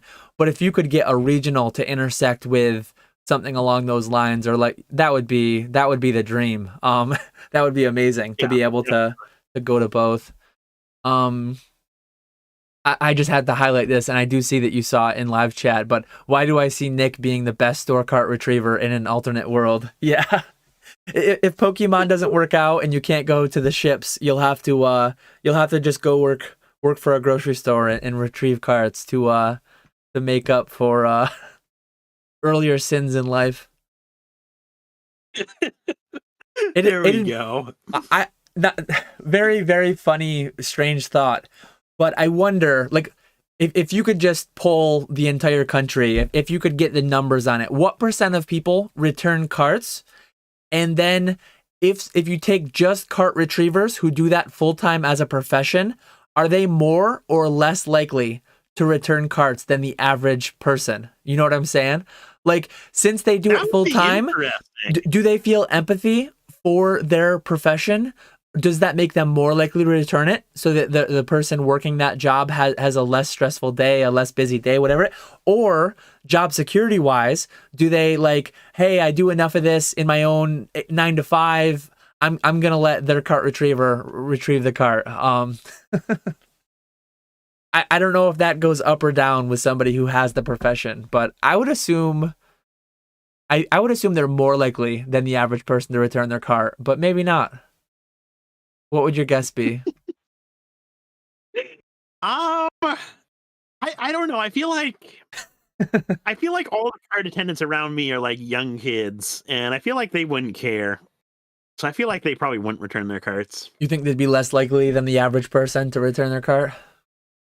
I think so. It's an interesting thought experiment.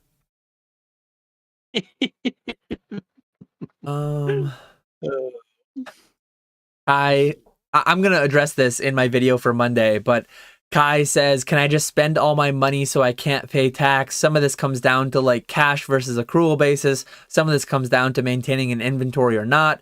The Tax Cuts and Jobs Act references this. Not Your Dad's CPA has a very good video on whether or not you can deduct inventory when it's purchased versus when it's sold. And I'm not making any statement towards that, but very, very common thing that people do in Pokemon. I know of some TikTok videos that I saw by some Pokemon people with fairly big social media presences with very, very terrible advice. Very, very improper tax-wise advice. A little bit scary, the information that's out there. So consult your CPA and just make sure they're on board with whatever you're opting to do. Best answer right there. Yeah. Yeah, I'm fully in the tax. It's funny because we'll talk about something and then 40 minutes later we'll get to where the chat was when we were talking about it. So then we'll revisit it. It's like the whole podcast is just 40-minute loops of like talking about it and then revisiting it, and oh man, it's a fun dynamic.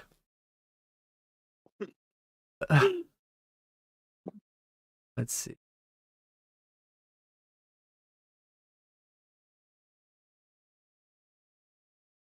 Danazard asks if most people in this space do cash or accrual accounting for inventory.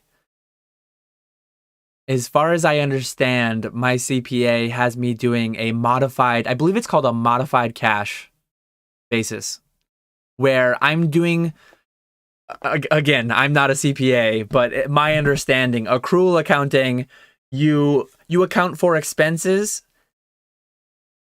when they are not when the money actually transfers, but like when the expense is realized, the date it's realized. Cash is like when it hits your account. So if you buy something, yeah, I'm not even gonna try to get into it. Consult with your CPA and do what they recommend. But cash versus accrual, I don't have a full understanding of how it all works clearly, because I was stumbling over myself trying to talk about it some. But as far as I understand, I do some kind of a modified cash where I realize expenses and receipts when I actually get them. So I'm cash basis from that side, but I also do maintain an inventory. I do have a year beginning inventory, a year end inventory, and I only write things off when I sell them. And I think that allows, just as Not Your Dad CPA says in his video, it allows you much better insight into your business and how much you're actually making, if you're actually making money as you go. If you don't maintain an inventory and you just go based off of like where your account sits, if you don't take into account inventory, like you could think you're making money when you're actually losing money, and vice versa. Like you could think you're losing money, but your inventory is actually growing. So your bank account's down, but your inventory is higher than that. Well, yeah, it's all just, in a lot of ways, it's fairly complex and you need to deal with an accountant. But at the end of the day, like if you put half the energy into doing your taxes as you do into thinking about, is Moonbryon going to go up or down, or is Evolving Skies going to get reprinted or not? If people put half that energy in to something constructive, we would be so much further ahead as a hobby. We would be like, oh, it's crazy. People would be so much further ahead as an individual dealing with things that they can actually like have an effect on and actually, yeah. I don't know. That is true. That is definitely true there. Yeah. I would imagine most people do cash accounting, or a cash basis, without an inventory. Who knows, though? But I think cash. Yeah, that's what I don't keep an inventory.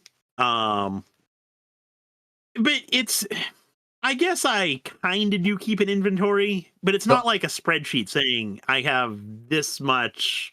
Don't say too much of an inventory. It's just like an idea. Don't say too much in case the IRS is here.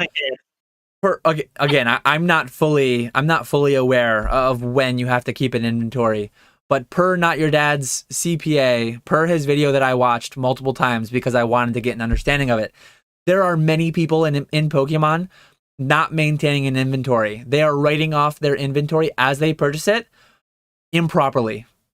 They would be in violation if ever audited. And it all comes down to very like semantics based, very how are you, what are your business records, how are you documenting things. A lot of it comes down to like fairly dicey things, fairly up in the air things. Unfortunately, tax code from time to time, it's less like black and white and it's more open to interpretation. And the whole Tax Cuts and Jobs Act thing really does come down to a matter of interpretation in some respects. So, yeah. But then also at the end of the day, I think you're better off paying something. I don't think the IRS is going to come after you specifically for trying to pay your taxes. I think they're more concerned about people who are tax evading and not paying taxes. I think there's a lot of people. I think people put way too much emphasis on taxes and this topic in general. Kind of how we talked. It's though. It's an important topic, but I don't think it's like as important as people are making it out to be. Like, don't be spending the next 3 months trying to figure out your taxes. I think people way overly fear spending every day over that. Just like how we talked about earlier, people way overly fear eBay fees, and people handicap themselves as a business and as an individual. They put a ceiling on their growth by their attempted tax evasion, by their unwillingness to learn how taxes work, and by their unwillingness to just sell on eBay. Like, I've seen so many times where people, whether it's an Instagram story or whatever it may be, only accepting certain payment methods for clear and obvious reasons. Yeah. One of the most frequent ways that people handicap their growth as a business is just not doing things above board. as a legitimate business, not consulting with professionals. I'm gonna get a little ranty in my video for Monday, I'm sure, but I'm definitely gonna address this. It's scary and it's kind of complex, but once you really, again, if you put half the effort and energy into some of the stupid things that people like overanalyze in Pokemon, if you put half the energy into something useful, like your tax situation, you will be so much further ahead than whether or not we're going to get a reprint of Evolving Skies booster boxes, or whether it's going to be sleeve boosters only, or tins only, or this or that. Like, get a handle on how taxes work and how to optimize it for yourself between you and your CPA, and you will be so much further ahead. It's kind of a lot. It's kind of daunting to look at the first time. It's a little bit scary, but once you start doing it, it's really not that bad. So yeah. A lot of time, the time of year, it's not that surprising. Everyone just got their 1099s, right? It's not that surprising. We're going into taxes a decent amount here. That's why I'm going to make the video for Monday. Timely. I'm sure that'll be your most viral video there. Oh man. Everyone's favorite topic. Oh, I just jumped to the bottom of chat. Let's see, where are we? We're caught up on questions now. Yeah.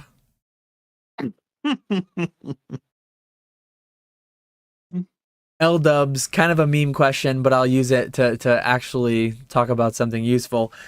Dan, have you started planning when you are going to Jake's this year for some sealed opening payback at his house? I've not yet specifically picked a time to go, but I do intend this year sometime to make it to Jake and Nick's neck of the woods. They both came and visited me last year, so I need to return the favor. I'm probably going to lean towards doing it whenever they have one of their future trade events. So I guess I'll use that to ask you, are there any dates being thrown around, any months, and if it's too early, I mean, feel free to not share, but are you guys planning the next event yet at all? It's in the early stages still, but we are planning to do something most likely in either late April or mid-May. We definitely want to avoid the Dallas CollectCon weekend. I was going to say that's fairly close to Dallas. Yeah. So yeah, it'll be sometime around there, and then we're hoping to do like 3-4 events every year. So hopefully we'll kind of be able to do one before the summer, one maybe late summer, early fall, and then one again towards the end of the year. I'll have to try to pick one of them to go to for sure. Again, we're looping through tax talk again. Do you claim your car as a company car? Gotta get to that post office. One nice thing about doing this full time as a job, and again, consult with your CPA, all that good stuff. But when you work as a chemical engineer and you drive 20-minute commute each way and you drive X amount of miles a year, my job used to be 120 miles a week, maybe round trip.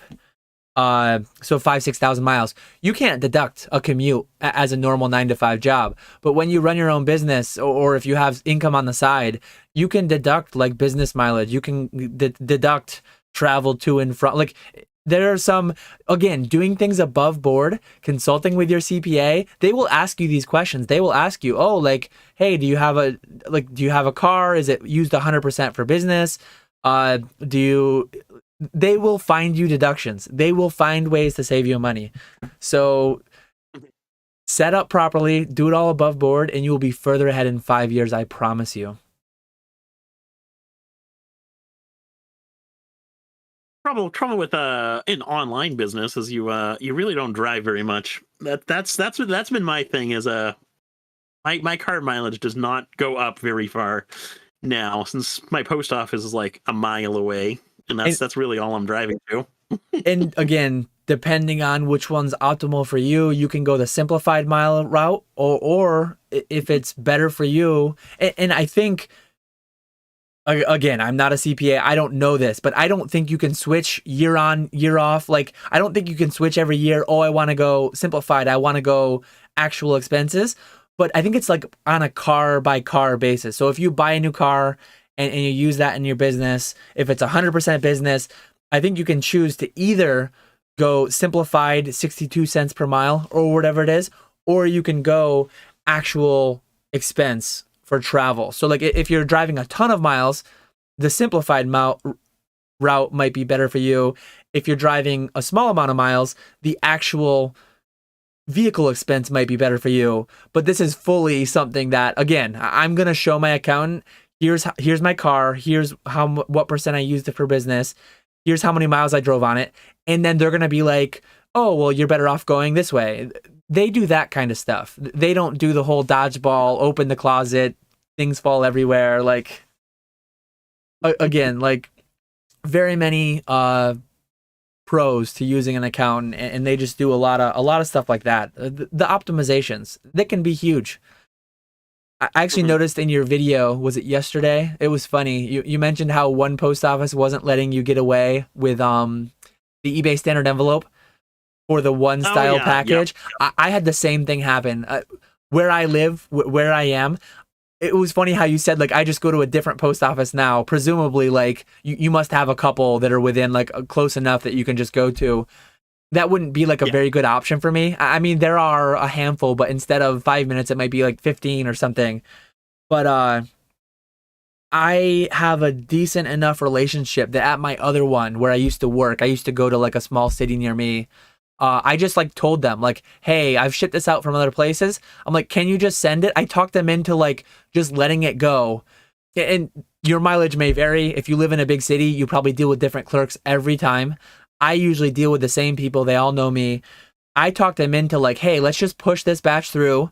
If it gets kicked back, like, okay. And yeah, I was able to get, because some people say that like, plain white envelopes, they can't do top loaders. Plain white envelopes, they can't do card saver ones. I've always been able to. So if you get a clerk or someone, you might want to just drop it in a blue box somewhere and see if it goes. Some of it depends on like your risk tolerance, right? But I have heard of some people getting top loaders rejected, and I've heard of, and I've never paid the non-machinable. I've never had an issue, and I've sent thousands over the past 9 years. I've sent thousands of plain white envelopes, eBay standard envelopes. Not as many these days, but years ago I was doing it more. So, yeah. Yeah, that's definitely a big thing. Is it all comes down to your the clerk who's working the counter at your post office, whether they want to allow it or not. I would push back though, because I would go to the USPS website. There are specific requirements, because basically the machines they go through, I forget exactly what it is, but it needs to pass around something to do with the flexibility. I think what it does is it actually like goes through some machine that has a drum with a diameter of some certain amount. It needs to be able to deflect X amount across X amount of inches. Like, it's kind of a complex thing, but at the end of the day, Nick and I both ship and have shipped for the past decade thousands of these things. So if you're paying non-machinables, if you're doing this or that at high quantity especially, like that could be hundreds of dollars a year. That could be $100 a month for some people. So like I would rectify that situation up front instead of just like paying more than you need to forever. That really adds up. Oh yeah, definitely.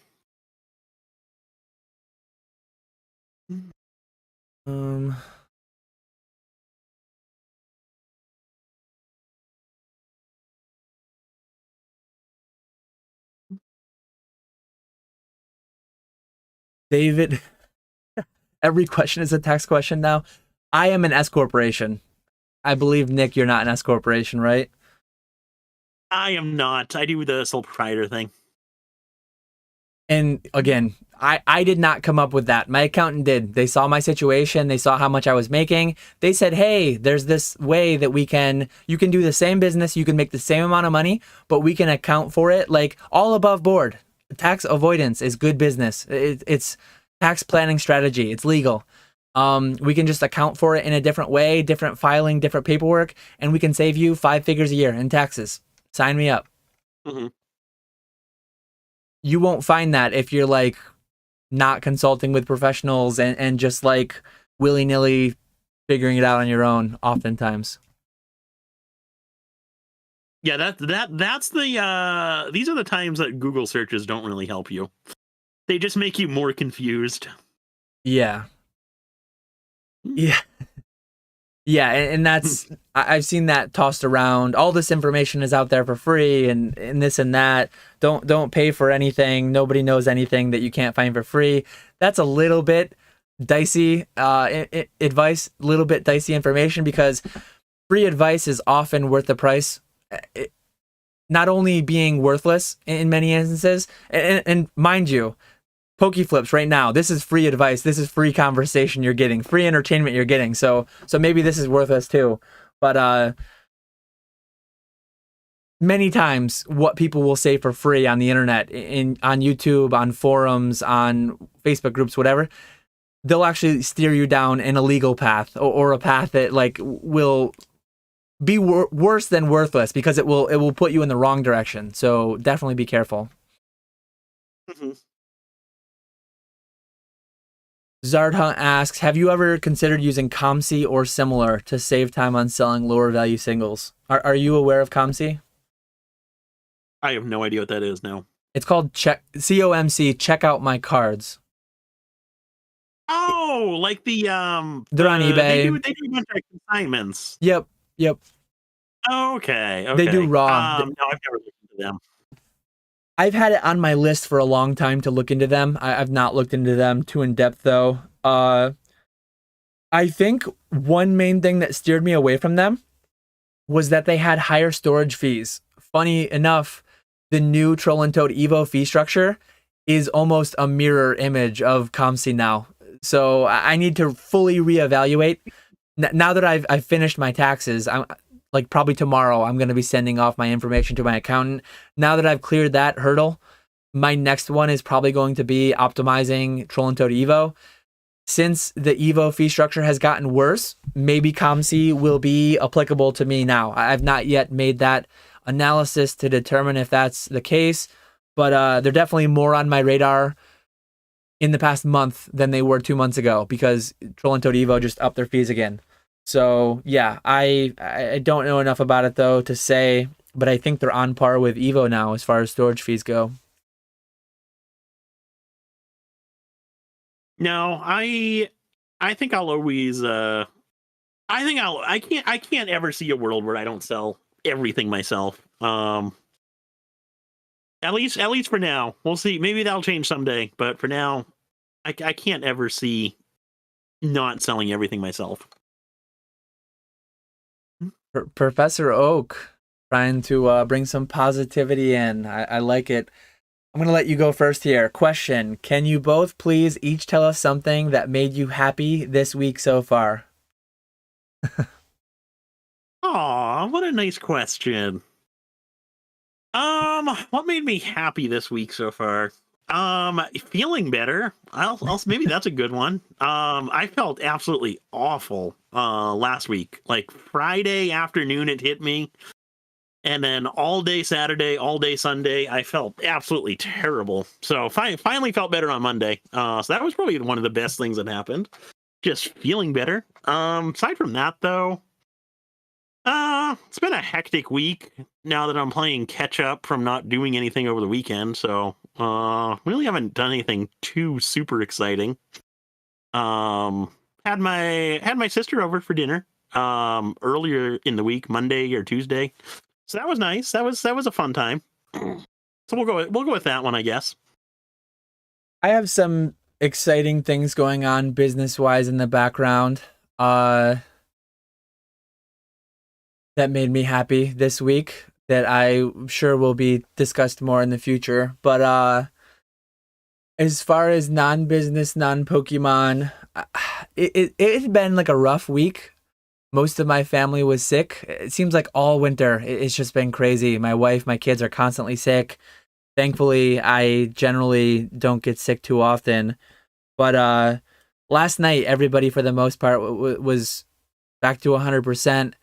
And we just had like a spaghetti dinner thing, kind of like a benefit thing I think it was for the Parent-Teacher Association at the school last night. So the wife stayed late after work. Around dinner time, I took the kids over. they had like a little charity raffle, basket raffle type thing, and just seeing the kids having fun there, eating some spaghetti and meatballs at my wife's school's cafeteria, hanging out with the family. That was a good time. Especially after a week of just everyone being sick. It was nice to get out and do something. Yes, I can attest to that.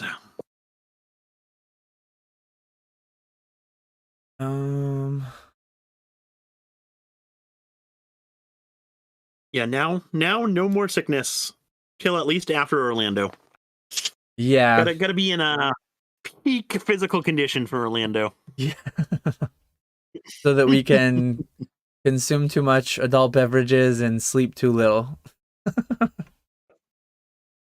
uh We're at the waifu point in chat right now. We're 30 minutes behind, so we were 45 minutes behind. We have not made much progress. I didn't notice this in chat, but Cheeks Galore was talking about trainers, items, and tools. So he was not talking about waifus at all. Oh, okay. Talking about how you could buy trainers toolkits and profit like $15 per deck just from the trainers. So I think what I had been saying earlier was more applicable, and I've never really... I guess I used to sell playsets of a lot of trainers. I still have a fair amount of like Versus Seekers and Battle Compressors and things that were competitively viable years ago. I think some of them still are and expanded. But yeah, I think we covered part of that before we got into the waifu. Yeah, so follow Dan's advice there. Yeah. That's funny though. Thrifty steering us down the waifu darkness.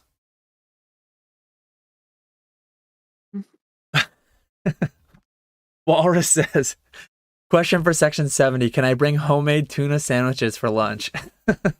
I think mostly a meme question, but actually to a serious side of it, I think they allow you, they definitely allow you to bring in outside food because like I know, where was it? Was it Denver? I think like John Radar, he was going to grab Chinese because he didn't have a table, and he picks them up for me. A lot of times people will be hanging out in the vicinity that don't have a table, so they might go out for lunch. Sometimes they offer to bring things back for people. But like being prepared, I know last year at Orlando, Crystal and Palette, they brought subs on their way in that morning. They picked up subs from somewhere, and being prepared for lunch is actually a relevant thing. I usually stay up so late and drink and eat so much the night before that I'm not really hungry for most of the day at a convention, but it is something that you should plan for. And definitely a good consideration, especially for people who are going to have like a normal appetite that next day to have a plan for lunch. They do usually very overpriced and not the best tasting, at least in my minimal experiences. But the venue will usually have food and drinks and things like that. But it's like $7 for a bottle of soda or water, and it's like $10 for some crappy pretzel that you wish you didn't get. Except in Orlando, though. Orlando had the food trucks outside, or like those like, I think they were like fake food trucks in the hallway. Oh yeah, that's right. Pretty good. That's right. But every other collection on the food is absolutely terrible. Yeah, so you really probably should try to plan something external for lunch. Whether I don't know if you can like Uber Eats or DoorDash to like the entryway. I don't know. I don't know if you can just put your location as like Exhibit Hall A and XYZ Convention Center, and if they'll just bring it somewhere. But that's actually something I thought about before, like door dashing in pizza for the section or something. I don't know if that would work though. I don't know. I feel like that would be. I don't know if that would work. I'll have to look into it because maybe I'll do that. Maybe I'll do that on Saturday as a morale boost, trying to up the sales for Section 71. Demoralize all of Section 70 because you guys won't have pizza being DoorDash to you. Well, our section doesn't need the incentive because we're already gonna have sales going. We're not going to be miles behind on sales. Mr. Walrus says he'll live off the beer Dan buys him Saturday night. There we go. There we go. Oh man.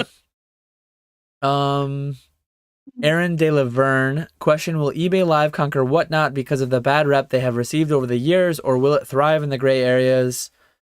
Oh, will it thrive with the gray areas in its policy and how it potentially feeds the addiction?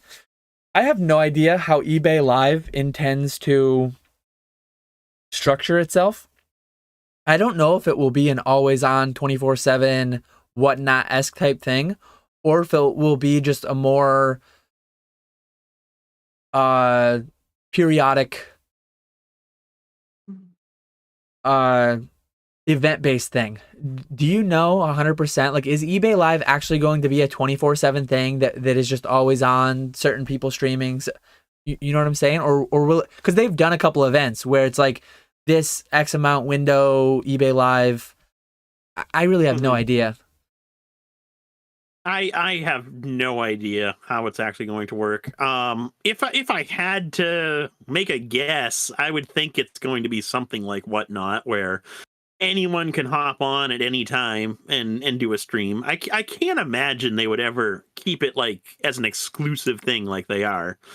I think doing something like Whatnot has would be an absolute money maker for eBay.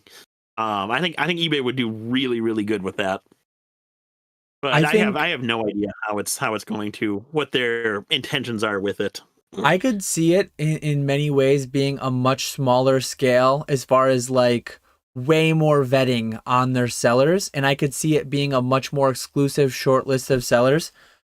Maybe I'm wrong though, but some of the things that have gone on in Whatnot recently, well, one, the whole wheel gambling, duck race, whatever it may be, I don't think eBay is going to get in that at all. eBay is a massive, like if that were to hit the Wall Street Journal or like any of these websites, if that went mainstream, some issue like that, that would be massive. eBay investors, like that would be a huge, huge negative. eBay's a public company, all that stuff. I know. Yep. I know Rattle recently had a video where some amount of nudity or something went on a Whatnot stream, and I do not foresee eBay being so fast and loose with who they allow to stream that like things like that occur. That would shock me. But maybe I'm wrong. Maybe it'll be super wide open. Maybe anyone can do it. I just feel like eBay will do it a lot more restrictive and be a lot more very, very strict with just to prevent things like that, to prevent any bad publicity with investors and all that. Yeah, I would imagine it would be something where like you have to have an established account to do a live. I wouldn't imagine they would just like let any almost new user, not even just an established account. I could almost see like a partnered account. Like you need to have some kind of a contractual relationship with eBay to do it. Maybe not though. I don't know. I kind of lean towards I can see an established account because like I'm not partnering with eBay, and if I got kicked off of eBay, that would severely affect me. So I would do everything in my power not to. So I think that's incentive enough for them to let me go live, knowing that I'm not going to break any rules.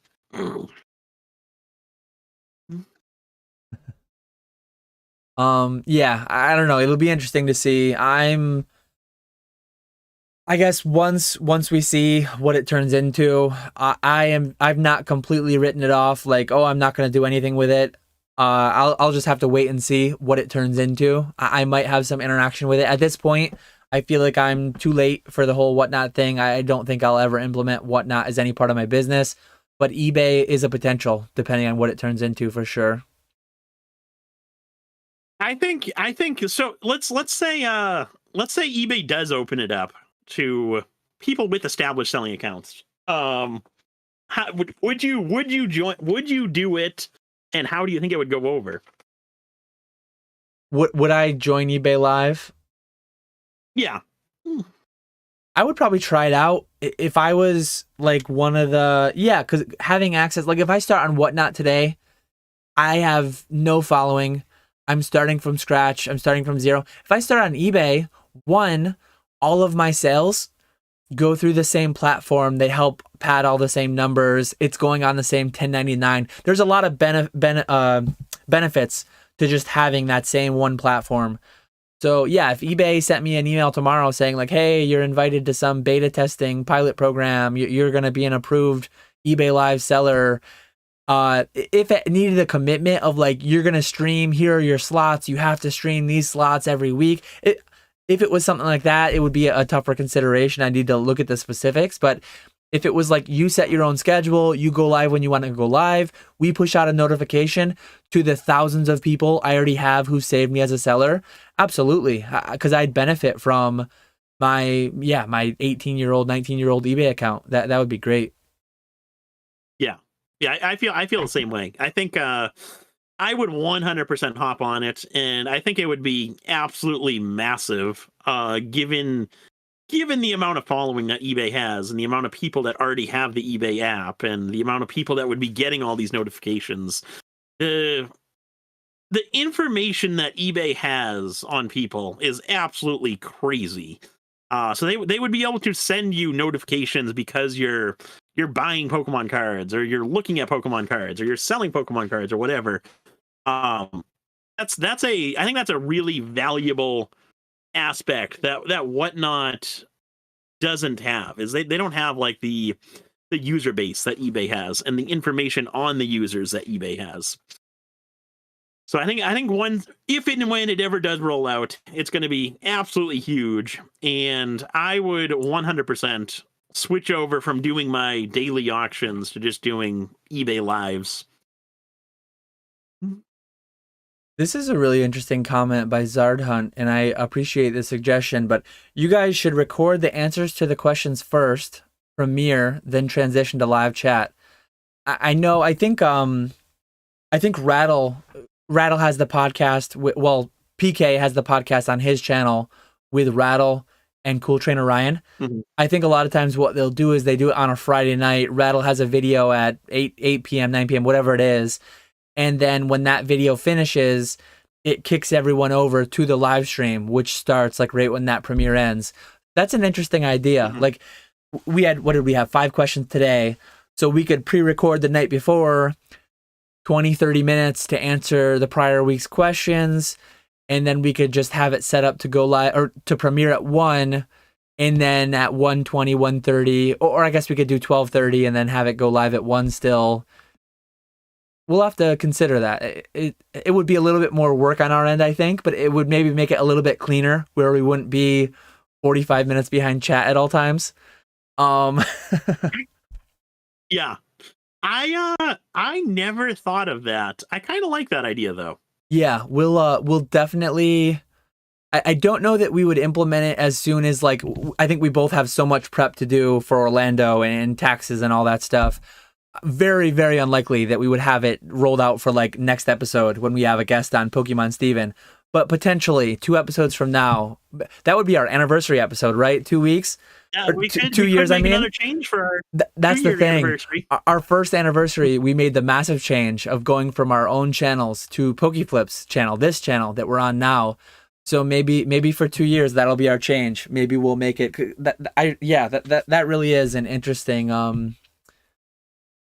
It would be a little bit like on the audio side, because I do post these for anyone. We don't have a ton of listeners, but I know some of our listeners really do appreciate it. I do post these over on Anchor so that we push out to all the audio only podcast related apps. I guess I would just take the audio from the premiere and from the live and put it together, something like that, so that they get the answers to the questions too. We would need to think of the minute details and all that. What time would we start? But we'll definitely consider that. That's a really good suggestion. I don't think we would. Yeah. Never mind. But yeah, no, I do like that suggestion.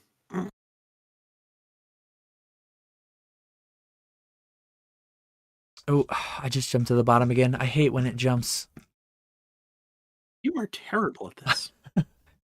I don't know. It does While it you for find everybody too. Like I know PK mentions that. I know anyone who runs a thing where they get such a backlog, they mention how it jumps to the bottom. Oh. While you find our next question, I will be right back. I'm just gonna need to get another drink. Okay.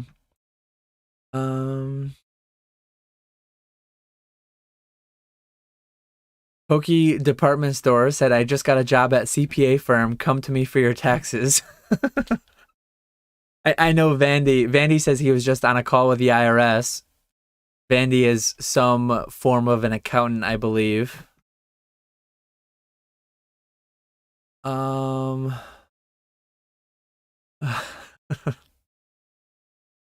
Let's see. People talking about mileage. Weedle's Warehouse says Nick takes his mountain bike to the post office with one of those mailman satchels filled to the brim with cards. If you do, though, like if you're environmentally conscious and say you have, whether it's an e-bike or a regular bike, I have no idea how that works. I would have to ask my accountant if that were the case for me, because I just drive an actual fossil fuel propelled vehicle to my post office. But if you did bike 2 or 3 miles each way to the post office every week, like, is that actually tax deductible? Like, can you write off mileage for that? I feel like not. I feel like that wouldn't count, but that's a very interesting question. Maybe Vandy or Poke Department Store can answer us, being accountants. I don't know if did you have the audio while you were gone or no? No, I ran upstairs. I see this one though. I like this. Like say you rode your bike 3 miles each way. Could you take 6 miles a day? Could you actually? Obviously, it's not a vehicle. There's no actual vehicle expense. But if you're consciously taking a bike instead of a vehicle, that would be an accountant question. Very, very interesting question, though. Trying to be environmentally friendly. You're welcome, Earth. I have driven rode my bike to the post office a few times. But I always not tax advice. I always just say I took my car that day. Oh God. Clip it. IRS. Oh, here we go. Get it in the same clip. Fat Belly Collect says, do you write off beer money for Collecticon on your taxes? Get that in the same clip for Nick. Never. I actually do not do that. Yeah, no, I genuinely don't. If you talk to your accountant, there are certain expenses with travel that can and cannot be deducted. There is actually an entertainment line, and I used to go through this with my company. I used to do a little bit of travel for my company back when I had a real job, a chemical engineering job, and they paid for some portion of my schooling too. I did a master's program through them. The mileage, the hotels, some amount of entertainment I could put in for, some amount I could not. Some amount of meals could be included. Some amount of alcoholic beverages could be included with meals. Like, that is all very specific to, like, talk to your accountant for things like that. But no, if I'm buying money because I lose the bet for Nick's section, that will not be like put into my tax situation at all. But I'm gonna win anyways, so that's gonna be Nick's consideration to deal with.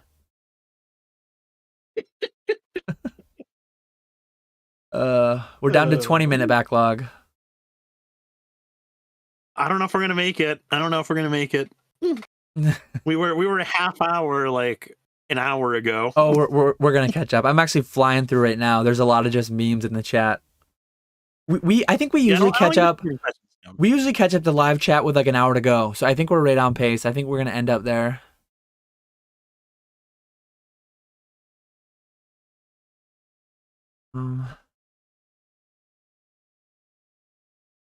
Mr. Walrus asks, is there breakfast at the hotel? I don't remember. It's not a free breakfast, but there is like a coffee shop you can get breakfast stuff there. It's pretty expensive though, and it's not that great. The Comet K talking about eBay potentially moving to acquire Whatnot, some type of move like they did buying TCG Player. It's probably a potential. I have no idea if and when. I have no idea the IT behind building the infrastructure, like what Whatnot has, all the technical stuff behind what they've built, how much value that has. I have no idea how attractive of a potential buyout thing they would be for eBay. No idea how much they would be valued at, but probably a possibility to some extent. The more they have like sketchy things going on, probably makes the likelihood less and less. But obviously, if they go ahead. Oh, I can't see Whatnot being bought out by eBay, or even eBay wanting to buy out Whatnot. Where they've started their own thing, and it's similar enough to Whatnot. What's the benefit of them buying Whatnot? I can't. There are times where companies will just buy out competition to just not even necessarily use any of their resources or anything. They just buy them to put them on the back shelf and never use them. Like they just buy away their competition. I feel like some of the things that are going on and have gone on with Whatnot, I just feel like eBay would not want to get involved. I mean, how much of the gambling and how much of the law potential issues they'd run into with some of what's and Whatnot has cracked down on a lot of that. I think I don't really do much on there, so I'm not very well educated on it, especially in recent times. But I would lean away from eBay ever acquiring Whatnot. I think they'll just do their own thing, and I think it will look fairly different from, like, as I said earlier, I think it'll be a way more restrictive, way more limited. I don't think anybody and everybody can just get their own selling account. I think eBay will really crack down on a lot of it a lot more. But that's a guess. Yeah, no, I think you're right there for sure. If you want to start with this one first, I'm going to go run and grab another drink. Metasand asks, where's the best place to sell raw vintage bulk singles that is not eBay? And I'll be right back. I have no answer. On to you, Dan. Take at least like 2 minutes. Best place to sell raw vintage bulk singles, not eBay. Bulk them out to me. That's what I'll say. I'll take them off your hands. No, honestly, eBay is your best option for selling singles, especially WotC singles. Pricing on vintage singles on TCG Player is an option, but you're just not gonna get the same premium that you would on eBay.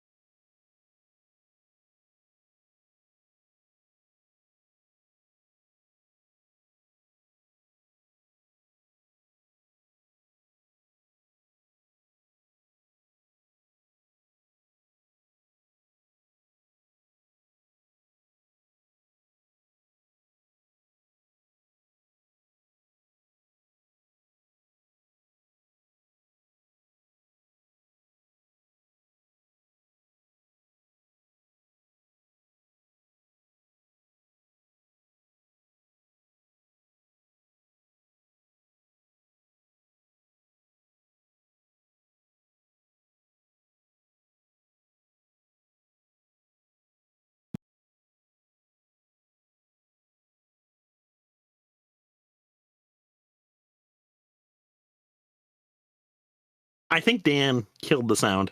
I'm back. Oh no, did I kill your sound? Dan, you killed the sound. There's no way. They couldn't hear you the whole time? Nope. Can you guys hear Nick now? No way. Sorry for that, guys. I can hear you fine, and I see. I don't know what I hit. I turned off my face camera. Oh. I genuinely have no idea how my face camera would have. I actually heard my earbud disconnected when I went to. I grabbed the drink and went to the bathroom quick. I got far enough away that my earbud disconnected, and it must have changed like the audio inputs or outputs or something like that. Next time I'll have to make sure I leave my earbud here.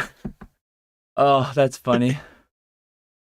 Sorry about that. So I guess, Nick, I was going to say, when I came back, I was going to say, like, I have no idea what Nick said because my earbud disconnected, but I agree with everything he said. So.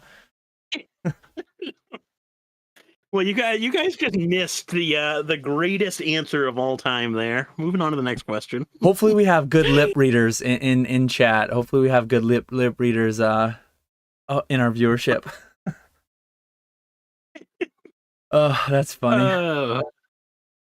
No, I was basically for those of you who can't read lips, I was basically saying eBay is honestly your best place to sell like vintage WotC singles.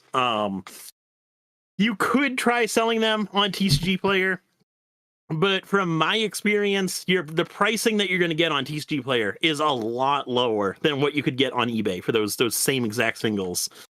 For example, first edition Jungle through Team Rocket, I sell those cards fairly consistently on eBay for $2 to $3 a piece. And on TCG Player, they're between 50 cents and $1 a piece. So you're talking like double, triple the amount of money that you could sell those same cards for on a different platform. Plus, I think eBay is just with the eBay standard envelope and bulk shipping, it's just so much easier to sell on eBay than it is to sell on TCG Player. So I would definitely recommend on eBay, but you could also try TCG Player. If you don't want to do either of those, bulk the cards out to someone, or build like lots of cards, complete common, uncommon sets, and try selling them on like Facebook groups and stuff like that. But honestly, eBay is the best bet. Yeah, the way that I read the question, where's the best place? And then you're excluding the best place far and above by like by heaps. So I agree with everything Nick said. I mean, Troll and Toad, but Evo is not like wide open for anybody to join at this moment. So yeah, the answer is the one that you excluded, with second being horribly distant.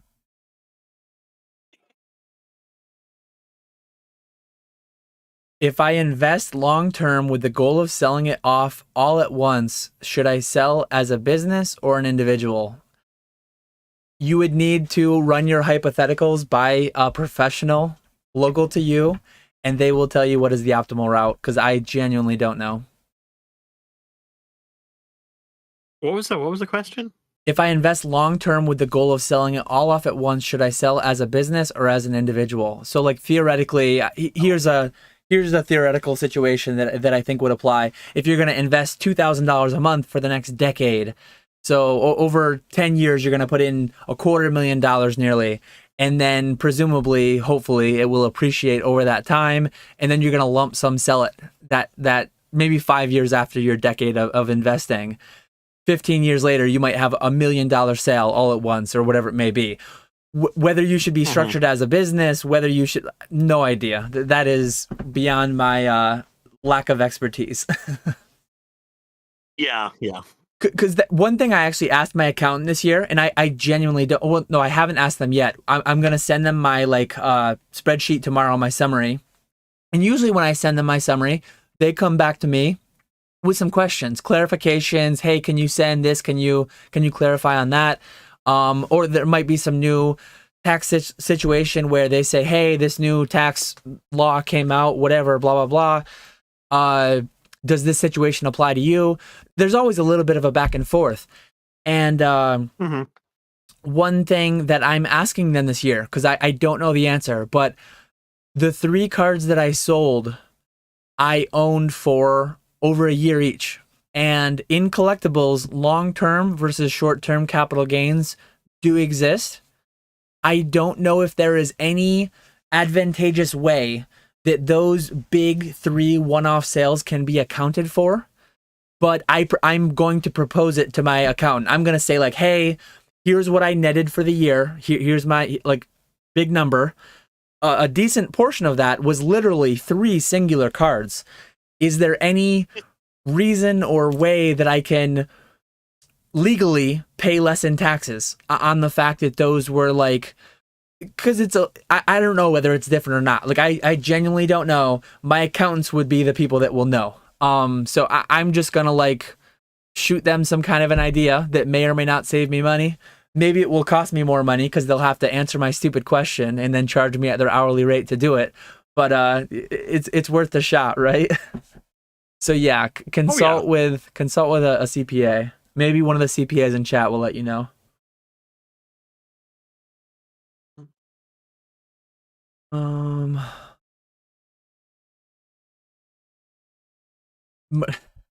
I've had this same exact thought before. Mert says, whenever I'm 2xing to get caught back up to alive, once I finally do get caught up and the transition from 2x to 1x happens, you guys sound like you're drunk / slurring. I've noticed that too, because it's funny. Like, I'll see someone go live and then half an hour later I'll hop in. So I'll just 2x for the first like 45 minutes to catch up. And yeah, when you go from 2x down to 1x, it's like, talk faster, man. You guys are I'm sure Mertz was having the same thought. Why are you guys talking so slow? Let's see. Professor Oak in chat, send me anything you need bringing to the convention if any of you can't bring it yourself. So Professor Oak is publicly offering his courier service to transport goods to the convention. Appreciate you, Professor Oak. What a nice guy.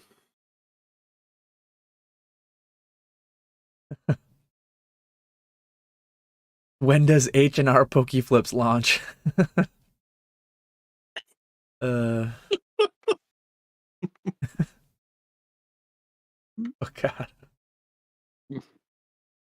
You can be in charge of that branch of the business. Yeah. Zard Hunt says, how many of y'all are going to Dallas? Nick and I will be there. Nick booked a section, and we're doing 2 for Orlando, which is exciting, but we're just doing 1 for Dallas. And I believe we're sold out, right? Yeah. Yep.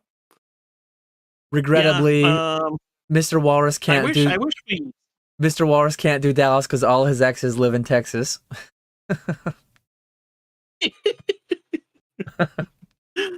Oh. Yeah, we kind of dropped the ball on Dallas. I wish we booked it earlier, but at least we got 1 section. We got a few tables. What's the hotel everyone's staying at tied to Collecticon? It's the one right on Collecticon USA's website. I'm gonna pull it up quick. Is it Hyatt? I want to say it is. It is so Orange County Convention Center is the convention center, and then why am I not seeing? Oh, Hyatt Regency Orlando on International Drive in Orlando is the hotel. I would highly recommend, especially for Orlando, the convention, because it's the convention center recommended hotel because it's connected. Yeah. Yeah, especially for Orlando, because it's literally right there. Here's a good question by Pokey Martin, addressing a little bit on scalability. So you guys probably have a lot of confidence you can flip $10 into 20, but at what point do you say you lose confidence in doubling your money? $10, $50,000? If you want to start there. That is a good one though. So doubling your money. Yeah, I would say, yeah, as the collections get bigger, it's tougher to obviously say, okay, break down the individual cards and say this one's worth this, that one's worth that. It kind of depends on the collection though. Like if it's WotC stuff, I pretty much know all that stuff really well. So if it's just a big collection of WotC stuff, I could probably figure that out relatively easily and have a really good idea. But if it's a big collection like the one that you got, Dan, trying to go through that one and figuring out how much you're actually going to make versus what you should pay and all that stuff. That's when it gets to be really tough because the cards are from different eras. There's a lot of cards in there. So I would say it mainly depends on like that stuff more so than the actual dollar amount. But if giving a dollar amount, I would say yeah, right around like 8,000 to 10,000 is when it gets like really tough to figure out how much exactly you're going to make on a collection. But then you also have like those collections where if you buy like sealed product or graded cards or something like that, you can easily spend 8,000 to 10,000 and you're not going to be able to double your money on that collection. So it kind of depends on that, but I would definitely say right around like 8,000 to 10,000 range, depending on how many cards are in the collection and what eras the cards are from and all that stuff. Yeah, what would you say on that one? I think that there's enough. It's hard to pick a specific number. Any of these very like general questions are hard to set a general guideline, a general percent for. But I was almost gonna say like at the super low end, and then again maybe at the super high end, it almost gets easier at the extremes, because at the super low end there's so many opportunities that like 10 to 20, 50 to 100, 100 to 200. They're just always going to be there. There's always going to be plays like that. But then once you start talking 50K, 100K, things like that, I think buying such a big collection at that, like, you really restrict the other potential buyers. Like that $48,000 binder collection that I bought, I think I'm gonna make a lot on that. I'm actually gonna do a video at some point in the next couple of months on where I stand today, and then I might do like a closeout video like a year after buying it on fully where I am.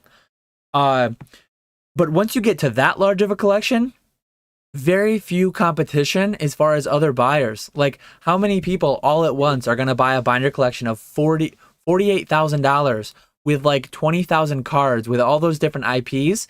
So like that one was almost so expensive, so time intensive that it like made it easier to pay a less percentage and make a higher margin just due to the fact that it like weeded out a lot of other potential buyers. Yeah. But it's always gonna be like dependent on what exactly you're looking at. There's not a direct correlation between price and what percent of money you can make on your money, right? It's always going to be case by case, collection by collection. Yeah, exactly. But I would agree that as you get into like, so like I would say like definitely over 5,000, maybe safely over 10,000, you eliminate a lot of other people. So a lot of other competition buying collections. So you can definitely do well if you are able to buy bigger collections like that, because then there's not as much competition. Yeah, at least on like the Facebook collections that you see. Any collection like $1,000 to $5,000 just has so many comments from people who are interested in that collection. But once you kind of get over that especially $10,000 mark, there's fewer people who are interested in it. Yep, for sure. A lot of people in chat talking about, and again, this comes down to some of it's probably relative. Like one thought that I've had, and it's probably actually the reality. The IRS probably conducts audits. Like, they probably have some fairly basic calculations they do to send off flags. Like if you're grossing $1 million in sales and showing a net profit of less than $10,000, if you're showing like super low percents, especially relative to the business you're in, you're way more likely to be audited, I'm sure. If you're showing a loss on $1 million, $2 million in gross sales, you're way more likely to be audited than if you're showing a few $100,000 in profit and paying a lot in taxes to begin with. But yeah, people talking about expensing drinks. I know that where I used to work, depending on which boss you had, certain bosses would allow, okay, if you guys go out to dinner with a customer, 2 alcoholic beverages per meal, $50 per thing. And some of that was based on the company's policy. Different companies will have different policies. What exactly the IRS's policy is, I don't know. But I did some amount of, again, the summary that I make that I send to my CPA, there's a travel one that has hotels and flights. There's a separate one for entertainment, meals, things like that.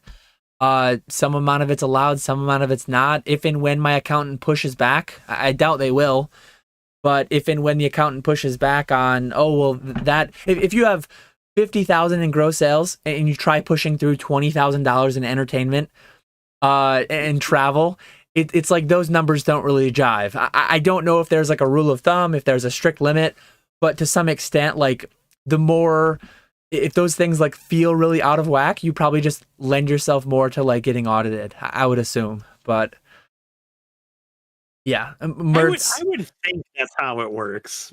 Yeah, like if you have 50K in gross sales and you try claiming, oh, you every weekend you go to an event, every weekend, and you're spending 50,000 in gross sales and you have 20,000 in travel and 20,000 in entertainment and meals and alcoholic beverages, someone's gonna be like, that doesn't pass the sniff test. And Mertz has a half serious, half meme question. Can you deduct YouTube premium fees as market research? I really don't know. I didn't even really consider it, but maybe that's a question I'll add to my account when I send my packet to them tomorrow, because I do have YouTube Premium. I do consume a ton of, like when I was a chemical engineer, I used to be able to write off some of the publications that I subscribed to, some of the different chemical engineering magazines and things that would come to me. I mean, my work paid for some of them, but yeah, again, like that's all. That all is ideally discussed with an accountant.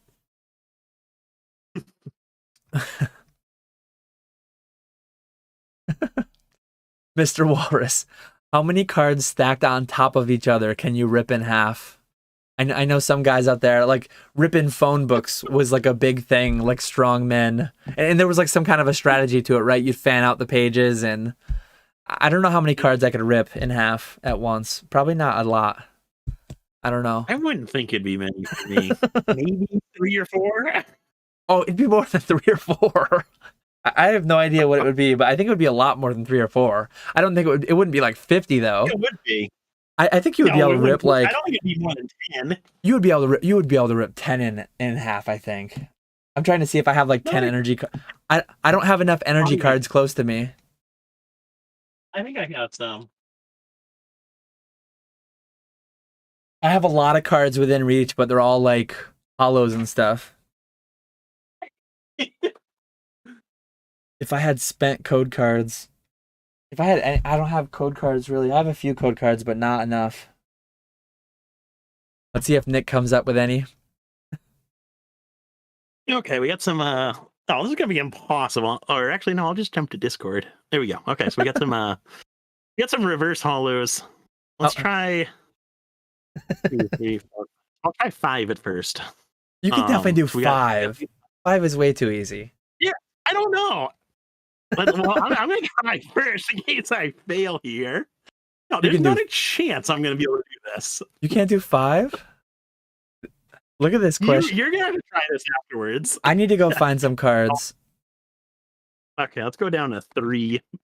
I'm gonna turn off my face cam quick. Maybe it's because they're reverse hollows. Maybe reverse hollows are tougher to rip. Let me know if people can't hear Nick. Hopefully you can. I turned off my face cam so that I can go.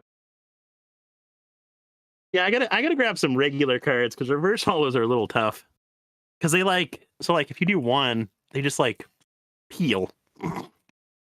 Maybe that's the trick right there. Pokemon cards were harmed in the filming of this podcast. I'm gonna just do energy cards. So I did rip and chips on Crown Zenith ETBs. I do have energies. Maybe it's less than I think. You can't do 5? It's definitely way less than you think. So here's 5. Nick's not gonna see for a minute or two, but here's 5. I can do 5, 100%. Yeah, 5 is like easy. What cards are you doing? I just did energy cards. I don't think I can do like 10. How many gold stars? Yeah. How many gold stars? How many PSA slabs can you rip in half?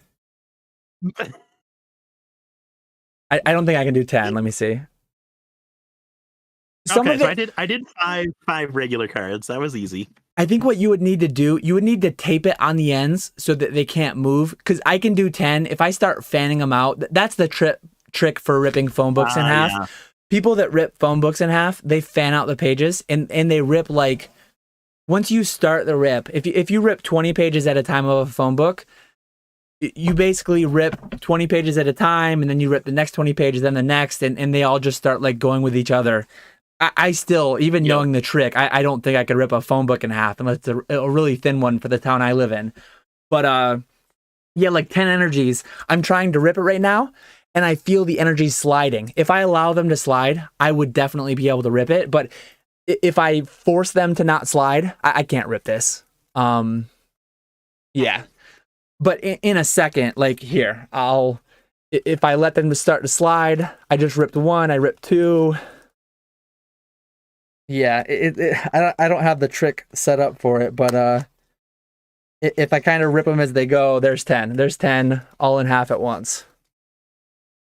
Doesn't count. Doesn't count.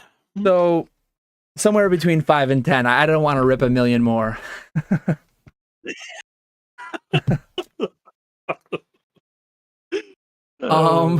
Mr. Walrus, what a question. And we actually go through with it. Oh man, that's funny.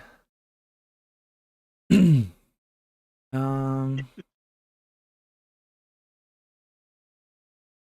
talking about what they're eating for lunch.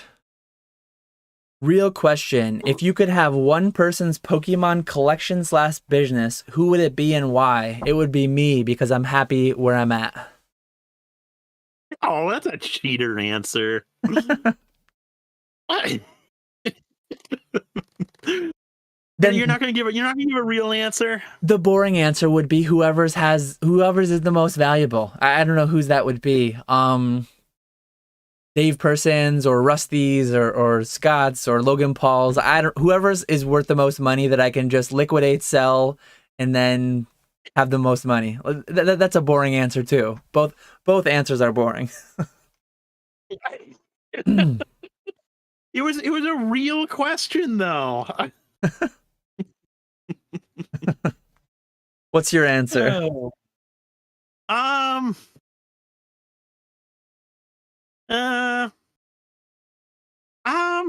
would probably go with I think I would probably go with SM Pratt, just because I feel like we know the least about the kind of behind the scenes of his business. Like Rusty was one I was thinking of, but I feel like I would want it because I know Rusty talks like a good part about his business, and I've seen a lot of his collection, and Gem Mint is another one where we've seen a lot of his collection, but I feel like Scott's one that has a lot of stuff that not a lot of people even know about, because he's a lot more private. So I would want to go with his, just because it's something that I don't think we've seen the majority of it. I'm at the point in chat where you got muted, but Professor Oak asks, how's the card sorting machine going? When can we look forward to a video? What? I was reading the chat. I completely spaced there. How's the card sorting? How's the card sorting machine going, and when can we expect a video? Oh, that's actually going really good. So for those of you who don't know, which I don't think I've mentioned it before, I bought it's called a magic sorter, and it's similar to the Roka magic, the Roko sorter that Mason Cardinal Gaming has, except it's a lot. It doesn't have as much capability. It's slower than the one he has. But for what I'm using it for, it's perfect. And so I got that in maybe 2 weeks ago or so. and I've been sorting through. I started off with the Crown Zenith bulk that I had, got that all sorted out, and then I went back and I did Silver Tempest, and now I'm going back and doing just like random bulk that I have from the XY era, and getting all that sorted out by set, and then I'll go back and sort it alphabetically. But yeah, so far it's going really good. I really like it. And I'll definitely be doing a video on it. I was gonna do a video on it for this week instead of the what did I do? The eBay standard envelope video. But then, like I said, I was sick last weekend. So I was not wanting to do like a deep dive video where I would have to spend a lot of effort making a video. So next week you'll see the Magic Sorter video. Looking forward to that. Pending how yours goes, and if I do visit in 2023 sometime, I definitely want to see that thing in action. But cost seemed pretty reasonable, and then I feel like I have enough of a backlog of bulk like that to justify something on my radar to potentially get. I do have the space that I could set one up. It would be interesting. But yeah, really looking forward to that video. I think a lot of people will like it. Oh yeah, definitely. No, it should be good. Yeah, I've been playing around with the it does have a lot of like functionality to it, which is awesome. It can do a lot of stuff. Alphabetical order, can sort by set, it can sort by price point. So I think it's going to come in. I'm definitely going to get my money's worth out of it, and it's not going to be something like, I know Mason runs his all the time because he has like an endless supply of bulk.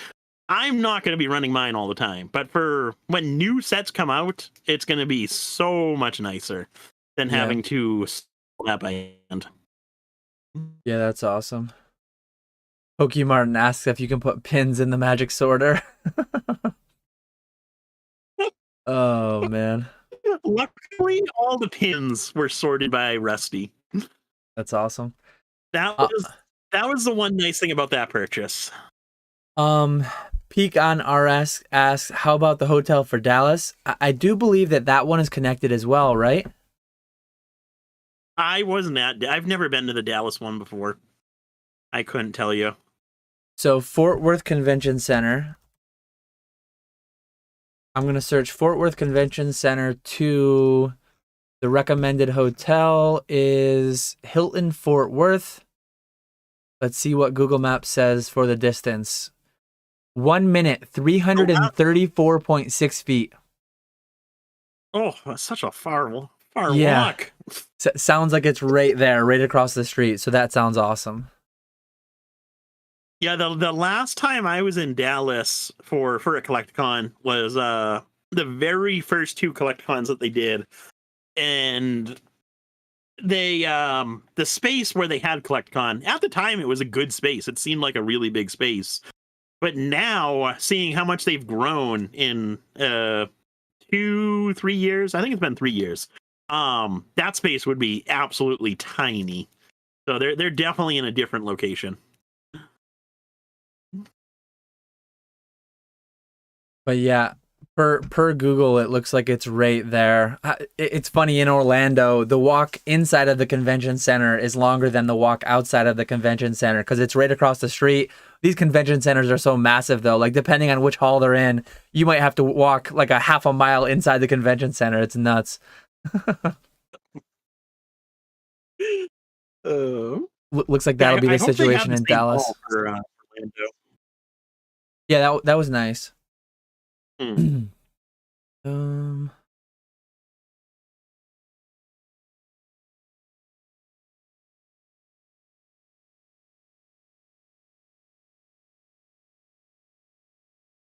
Chat going all over the place.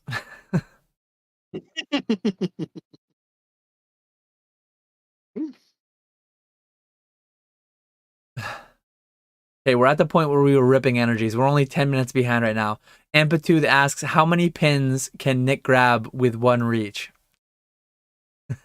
A lot, because they're all right behind me. That bag that you sold me of one of each pin, which was like 100-something pins, I think it's still in the same place it was when you came to visit. I think I showed you. It's still there. Nothing having been done with it. It's Oh, that's just funny. collecting dust. Yeah. Shadowless Uh, Red says, when did you make the shift from filing as a hobby and to filing as a business? Pre-Pokemon for me. So I used to sell video games. I used to sell coins. I used to sell beer steins. Those all predated. Some of them like predated and happened alongside Pokemon, but as of right now, it's just Pokemon mostly. Uh, but yeah, I went from being like I don't think I ever filed as like a hobby income. I think I always did Schedule C like as a sole proprietor. Because if you do it just as a hobby, you can really like there's not many benefits to it. Like you're just paying taxes on what you owe. You're not writing off any of your expenses, and the barrier, like the hurdle, the bar to clear to be a sole proprietor is minimal. Like if you're just filling out, I think it's the Schedule C. If you're just filling that out with your expenses and your costs and your sales, you're by default a sole proprietor tied to your social security number. yeah, exactly. For me, it was whatever year, whatever year they started sending 1099s. Not tax advice. No, Whether my business was so small before then. yeah. Because this was like 2016. It started in Massachusetts. It was forever ago. Uh, but yeah, before that, I never paid any attention to taxes. This is funny. We're at the point where we were ripping energies. Mr. Walrus said this should be a challenge to other YouTubers. Make it a short and challenge. I feel like I'll get canceled if I make it a challenge to destroy Pokemon cards. But Yeah, we're gonna have to censor this video. Some people are gonna get very offended. I at least went for energies. I'm just trying to. I mean, I will recycle the energies that I ripped in half. Some people saying that I'm gonna go list them on Troll Toadas near mint. Some people saying I'm gonna list damaged energies. I'll recycle them. You're welcome, Earth. 9.1 billion cards. We're just doing our part to increase the value of the ones that survive. A little bit of attrition, right? Modern cards don't have enough attrition. Every energy I just ripped. What did I just rip? 15 energies. Every energy remaining alive should be worth a little bit more now. Not by much. My throwing away my Kickstarter Metazoo pack had a bigger effect than that. Oh man. I think we're almost caught up. Let me see.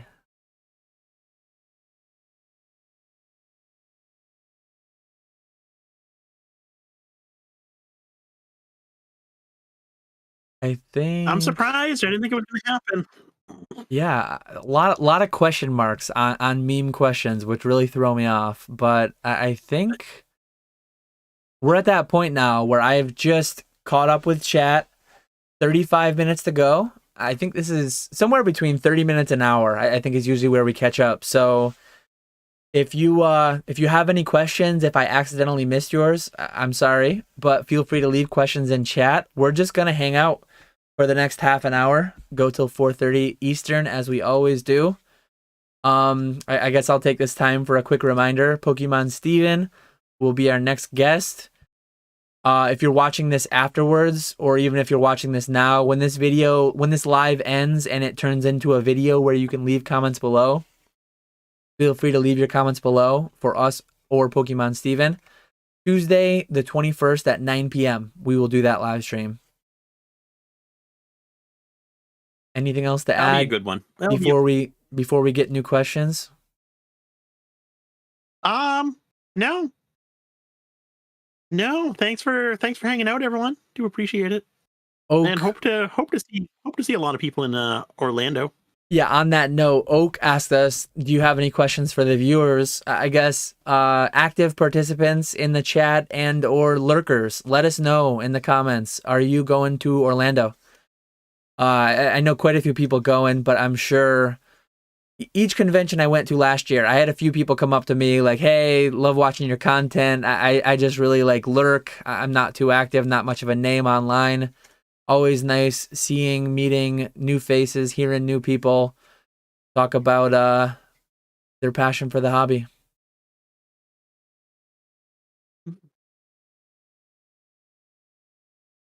Yeah, I'm excited for that. I can't wait for it. It's always a good time for sure.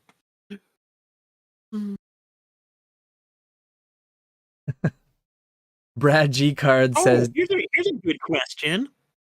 Oh, sorry. Brad has an actual question. Are you a Chiefs fan or an Eagles fan for the Super Bowl? I was, if that didn't come up during the stream, I was gonna ask you to end the day. I was gonna ask you to end the stream. Eagles or Chiefs? I placed a bet way back in like September. A lot of these betting apps, they still have big incentives for like, they had something like if you place a $50 bet, you get X amount of free bets back. So back in September, I put a $50 bet on the Chiefs to win the Super Bowl. And if they win, I win $550. So I'm a big Chiefs fan this Sunday. I do like them anyways, though. I really like Mahomes. I like Kelsey. Just a lot of fun. Great team to watch. Really fun to watch them play. What about you? I'm hoping the Eagles win. Hate to say it. I think given that I win 550 and I bet 50 to win it.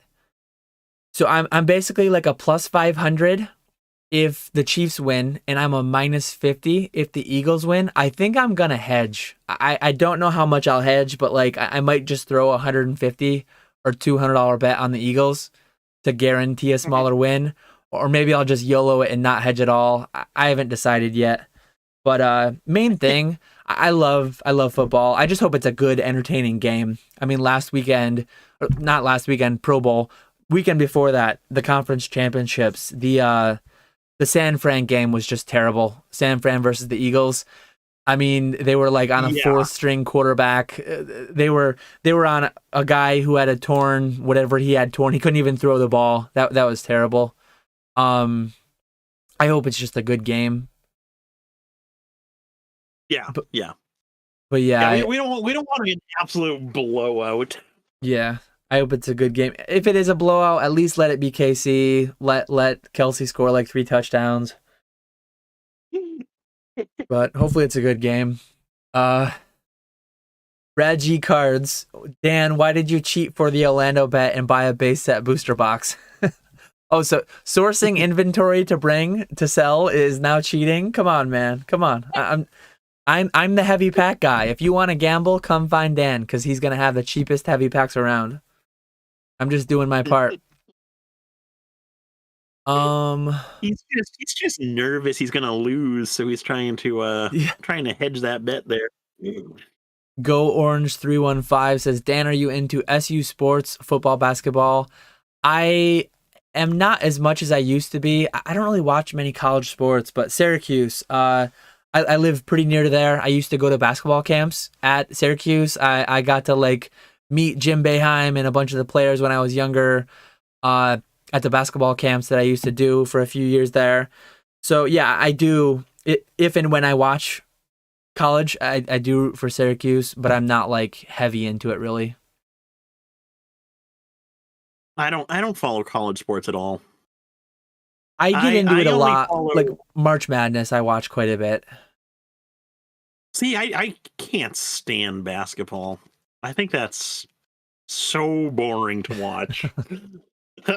I greatly prefer hockey. I think hockey's the best to watch, and then football I like a lot, but it's objectively not as action packed as hockey. Hockey is basketball, like the ball's always in play, but yeah, it's just not the same. Hockey's a lot better for me.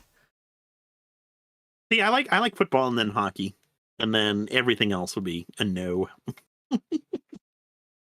The Pull Father asks, are all CGC WotC 8s worth cracking and sending to PSA? No. It's case by case. There are absolutely CGC 8s that are going to be PSA 6s because they have a dent of some kind. And not all CGC 8.5s upgrade to 9s. Nope. I tried doing that with a first edition base Blastoise. It looked like it could get a 9, and it came back an 8. Nice. So you got to make a short out of that. Out. You got to make a short out of that. Recoup some of the money. This was back over the summer. That card's long gone now. John Doe, how annoyed are you at how hush hush Pokemon is about print runs? It's not really that annoying. And funny enough, they actually do give us the not exact, but they give us print runs by year. They just don't break it out by language or by set. So 9.1 billion cards is what they printed in fiscal 2021. We will know fiscal 2022 as long as they do it when they historically have. We should know that in about July. So I think it's great that they give us the information that they do, but I think it's not surprising that they don't give us all the information. Just imagine if you knew like exactly how many Evolving Skies cards were printed, exactly how it would be cool. But yeah, I don't know. It's not surprising they don't. Yeah, I'm not surprised they don't, but I also do wish they would. I think that would be really good information. But at the same time, I think part of the reason bulk crashed when it did was because Pokemon came out and said we printed 9.1 billion cards. So if they come out and say we printed such and such of this set, such and such of that set, I think it could have a negative effect on the market. Just because people already knew that there were an absolute ton of bulk cards out there. But once they saw that number, that's kind of when things went downhill and people stopped buying bulk rates fell even further. So yeah, I think it would have a negative effect, but I wish they did come out with that type of information for my own selfish purposes, but I don't think we'll ever see it. I am curious though, what's the number going to look like for this year? That'll be really interesting because I've always said it's going to be a lot less than it was in 2021 or 2021. But what's going on with Modern right now is almost as crazy as it was back in 2020, 2021. So it'll be really interesting to see what that number is. I think we both guessed numbers a couple episodes ago, right? Didn't I guess? I forget what I even guessed now. Didn't I guess like 7 to 9 and then I guessed 8 or something to put a singular number on? I think I did it. I think I did it in a video and then we talked about it in a PokeFlipz and then we had you guess too. Yeah. I forget what I said. I want to say I said around 7. And I think you were around 8 or so. I think I said 6 to 10 in my video, and then I said Nick is not gonna like me giving a big window, so I'll say 8. I think I said something like that. I was just gonna say you gave a massive window in your video. Somewhere between 1 card and 100 billion cards, I think. Way to play it safe. Yeah. Pokey Martin asks, are the base set packs going to be for sale, though, before Collecticon? I'm a little hesitant to sell them because I'm going to do a live stream next week where I do like Crown Zenith, like Modern Rip and Ships if people want to buy into that. I'll probably offer some of the Topps packs I have. I'm a little hesitant to do a $500 or $600 pack, though. Cash in person. No risk of chargebacks, no risk of issues like that. Not that I think anyone of my close viewership that would be in a stream like that would ever... I would never run into that issue, I don't think, with people like that. But those just lend themselves better to being sold in person at convention, I think. Irreversible cash transactions are nice for things like that. But we'll see. Maybe I'll add that to my website and allow one issue too, like if and when, which still applies to in-person at Collecticon too. If the first pack I sell is a Charizard, it just makes it so much harder to sell the remainder of the packs. And I could run into that though. Like, say the first person to come up to me on Saturday buys a heavy pack and opens a Charizard. When every subsequent buyer buys from me, I would tell them. Like, I'm honest to a fault in many instances. I'm always going to give full disclosure on everything. So that would be applicable, whether it happens in person on Saturday morning in Orlando or next week on a stream. So who knows? We'll see. Maybe I'll do it. I still need to figure out pricing and all that. You just gotta wear a blindfold when people open it. That way you don't know what the Charizard's been pulled. Yeah. Brandon Baker wants to know if you're gonna give him a special PokeFlipz price on pins. I think I can afford to do that. I think I got enough pins to hook you up with a good deal.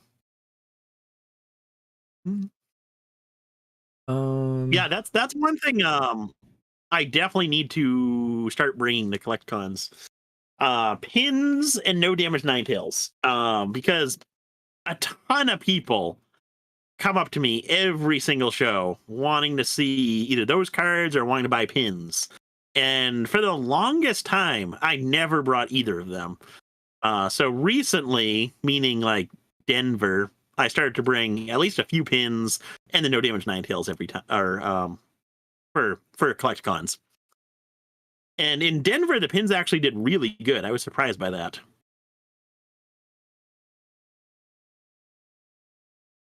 A lot of people talking Super Bowl in chat, letting us know who the halftime performance is. Yeah, I usually have people over for the Super Bowl, and it's always a little annoying. Some of my family members, it's like, I'm there for football. I go take my bathroom breaks.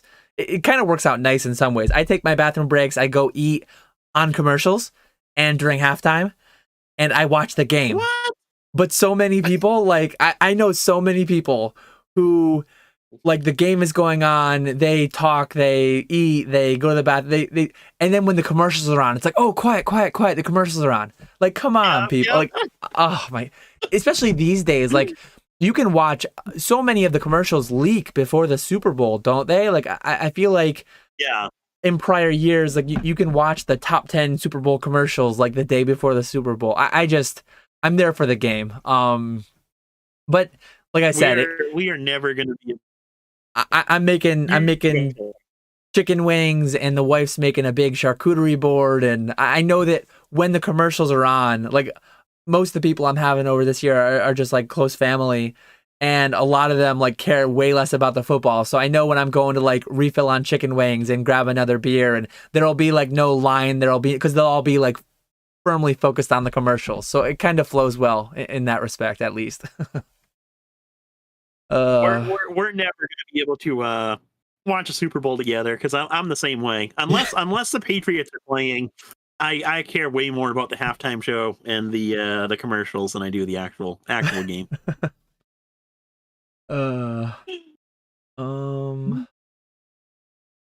Go Orange 315 said, are the Crunch still a team there?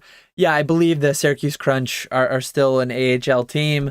I'm actually closer to the Utica Comets, so I've watched, of recent years, I've watched more Comet games than Crunch games, but still not many since I had kids. I've been to both, though. I want to get back as my kids get a little older. I want to get them into going to like college hockey games, AHL hockey games, just more basketball games, sporting events like that.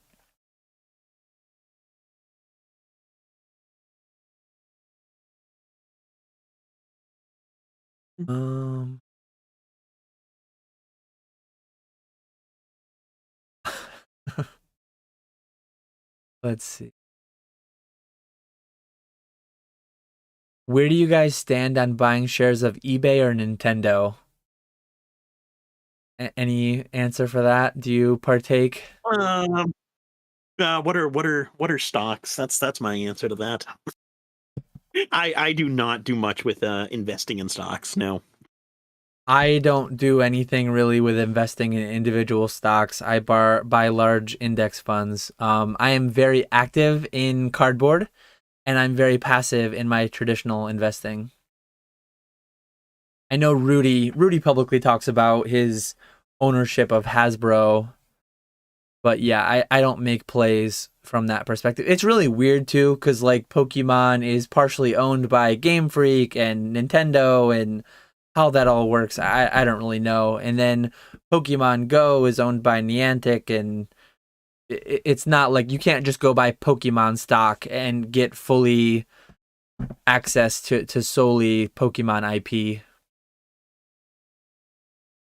Yeah. Yeah, it gets confusing. Angry William, hi there. I'm a little late for your live stream. What did you think of the PWCC auction they had recently where they allowed people to bid on items at any time? Thoughts?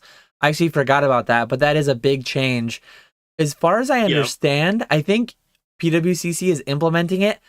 I think I saw advertising that said for the month of February. So I think they're like trialing it, and then pending how it goes, they might make the full change to it, or if they don't like how it goes, they might change back. That's the way that I understand it, but I'm not positive. If I were a seller, I've not been a seller or a buyer through PWCC hardly at all lately. If I were a seller, I would like the change. I like the thought of anyone who wants to bid on my item until the final, the hammer drops. I want them to be able to bid. I want my item to go as expensive as possible, right? So as a seller, I'd like it. As a buyer, I wouldn't. I'm not really either on the PWCC platform lately. So I'm mostly indifferent to it. Just not really participating there. But those would be my pros and cons. Like pro as a seller, con as a buyer, generally. Though another kind of a silver lining / pro as a buyer, if you miss it, if it's still live, there are times where you could be too late. You didn't get your bid in, so now you can't bid on it. So one kind of a pro from the buying side is you might have access to something you wouldn't have otherwise. So yeah, it keeps you in the game longer, and maybe you'll be able to win more items because you didn't get to go through all of them beforehand. But what are your thoughts? Yeah, I think it's a win-win situation. Both as a seller, it's obviously good because you're getting more buyers potentially bidding on your cards, and as a buyer, I think it's also good because for me, if I haven't bought anything on PWCC in a long time either, but if I'm on PWCC looking at their auctions, it's usually like some night during the week, and then again on Sunday night when the auctions are going live. And so I'm looking at as the cards that I'm bidding on are ending, I'm looking at what else is available, and I might miss something that I see and not be able to bid on it because I didn't bid on it beforehand, and you might miss a good deal as a buyer.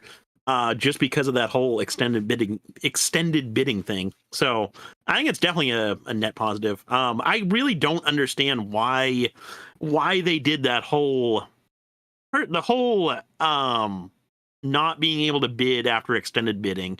That whole thing really never made sense to me. I don't know why PWCC would do that in the first place. Yeah, it was kind of a weird decision because like Heritage, they never had that. Golden has that, I think, right? I think Golden does have that. Golden does have that, yes. So, like, eBay doesn't have that. Heritage doesn't have that. PWCC went the route of Golden, and I guess I would question their. I would question their. And yeah, I mean, they're clearly changing it back right now. They're trialing it for this month. I would be kind of surprised if they didn't stick it out after February, say that it's like a permanent change, because I think overall, prices going higher. It's tough because as a platform, you need sellers and buyers. If that change makes buyers feel like they're not getting as good of deals, you might have less buyers, then the prices go down. Like you need both buyers and sellers. So I don't know. It's a tough thing. That's why them leaving eBay was just a major blow to them overall as a platform because that was huge. But then you think about it, and they're still getting so many submissions every single week.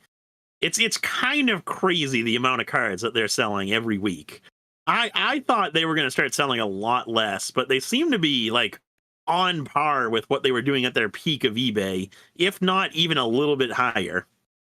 They have a deal with everyone but PSA, I think, where you can send raw cards in. CGC, MBA, SGC. I think there's a couple others too. There's a lot of cards out there. The market is huge. Mr. Walrus says, "Come over and watch the game, but don't socialize." Who? What? You can socialize, but don't do it when it's like 3rd and 15 late in the game. Like, when I get shushed during a commercial, and then people are being loud and talking like when it's 3rd and 15, and yeah, big key parts of the game. That's just. I've been at a lot of different parties over the years, and it's just funny the dynamic between the people there for the commercials, the people there for the game. Oh man. Retrospect says, thoughts on Chinese buyouts. Very big fan. I sold a lot to Chinese buyers, whether they're buying because cards are going to be coming to traditional Chinese language at some point soon. I don't know what the deal is, but I sold a lot of PSA 10 Japanese cards to Chinese buyers. So big fan. They've aided my bank account significantly. They made my tax bill a lot larger though too. You don't really deal with a lot of the PSA 10 Japanese promo trophy type. Yeah. No, I have no opinion. They're not. Hopefully, one day they'll start buying English cards. Yeah.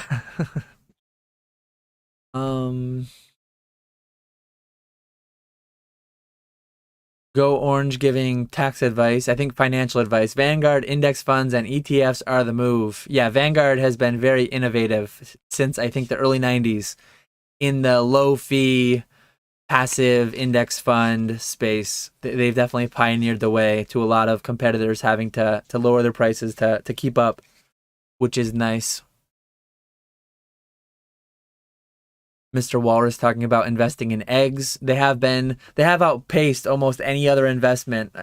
The egg price increases have outpaced almost any other asset over the past year. It's crazy. Still undervalued though, I think. I love eggs. They're great. As far as what you get for the price, if I'm trying to consume something else to my fill and satisfaction, eggs are still great value in my opinion. Invest.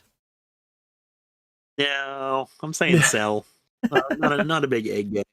I just picked up. We just went shopping over the weekend with the kids. They love grocery shopping. It's funny. It's like a family trip to the grocery store we make every few weeks, and then otherwise we get stuff delivered quite a bit.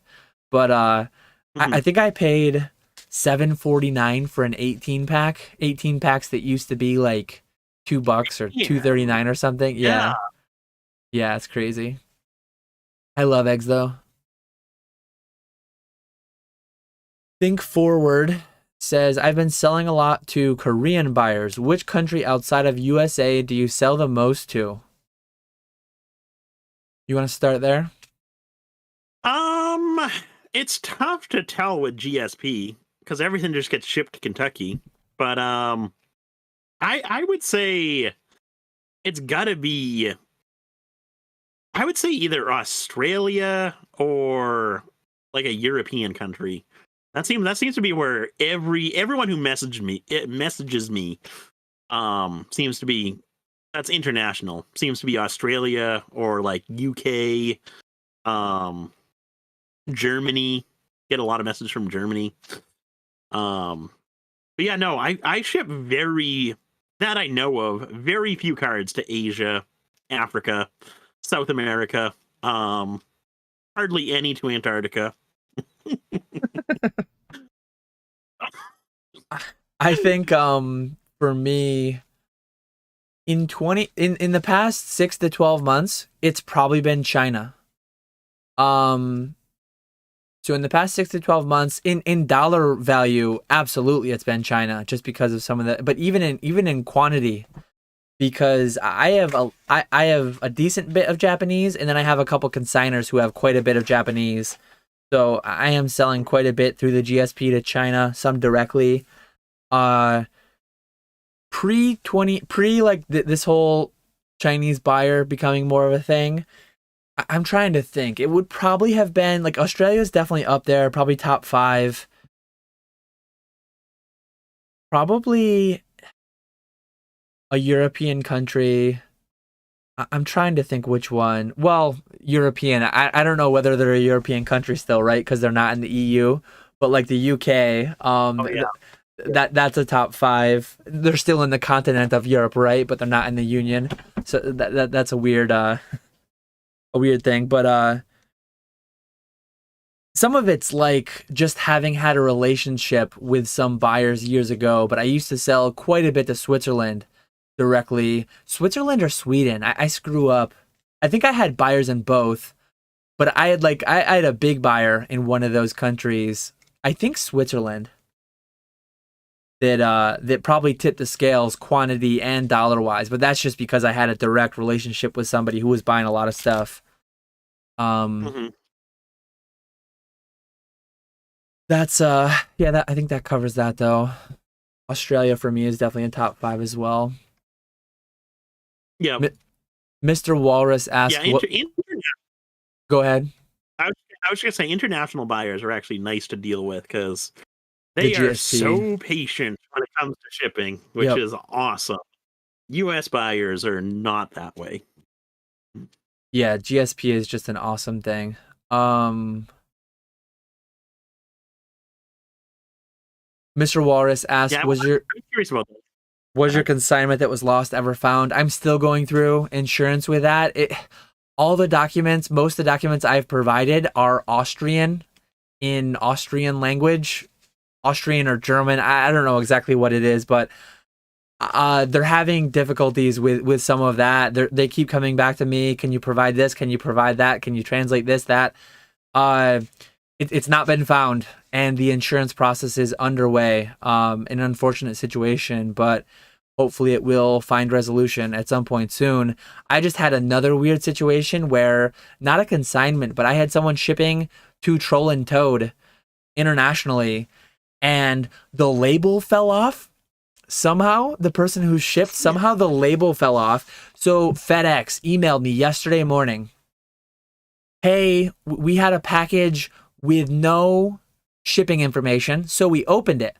Thankfully, my email address and information was on the inside because it was on the Evo submission slip. And they emailed me, they said, hey, let us know the tracking number, let us know the return address, let us know where you want us to ship this. Well, it said right on the packing slip where to ship it to, all the numbers, all that for Troll and Toad Evo. So I've never gone through that before though. It was some female rep. Her name, hey, I work with FedEx. I work in the lost recovered package department. I have this package with your name inside of it on a packing slip with your email address. So I guess if you're shipping, always have something inside with name and address, because FedEx had no other way. If that wasn't in there, FedEx would have had a box of Pokemon cards with no idea what to do. Thankfully, they reached out to me, and it seems like it's just gonna have a new thing be put on it, and it's gonna make its way to me. But I know we had a discussion a last episode with Squeaks, I think, about packing slips and this and that. Maybe that's a little bit of I have opted to not use packing slips anymore. I've not been using packing slips. Maybe this is going to steer me back towards. I've never heard of that domestically, but theoretically, if the post office, if a label comes off, what do they do? Sounds like they open it up, they look inside. If they find reference to something, they contact somebody. If not, I guess they just they take it home and add it to their collection. I don't know. I feel like, I don't know if the post office would do that. FedEx, I can see. Post office, though, I feel like, I don't know. I don't have the same confidence level that they would go that in depth. It was interesting though, because like 10 years, almost 10 years doing this, and I've never experienced that before. So to get that email from FedEx, and I'd never heard anyone talk about that either. Yeah, no, I've never heard anything like that before. That is interesting. That was a new thing for me. I'm gonna say quickly, we have 3 minutes left, so Go Orange 315. We talked a little bit earlier about the new international eBay shipping program. If you want to go back through and listen to that, I don't want to spend a lot of time with that. If anyone has any last minute question, we can grab it. But yeah, we talked about eBay GSP versus international shipping program. Mr. Walrus says the employees were about to play a game called How Many Cards Can You Rip in Half? I like it. Anything else to say in closing? I guess we can kind of just wrap up too if a question doesn't come in quick. Yeah, no. Be sure to join us next time again for Pokemon Steven. We're gonna be doing it Tuesday the 21st, 9 p.m. instead of 1 p.m. And as always, thank you guys for hanging out with us. Do appreciate it. Yep. But yeah, that's all I got. Yeah, thanks for hanging out today. It's been fun as always. We will catch you all later.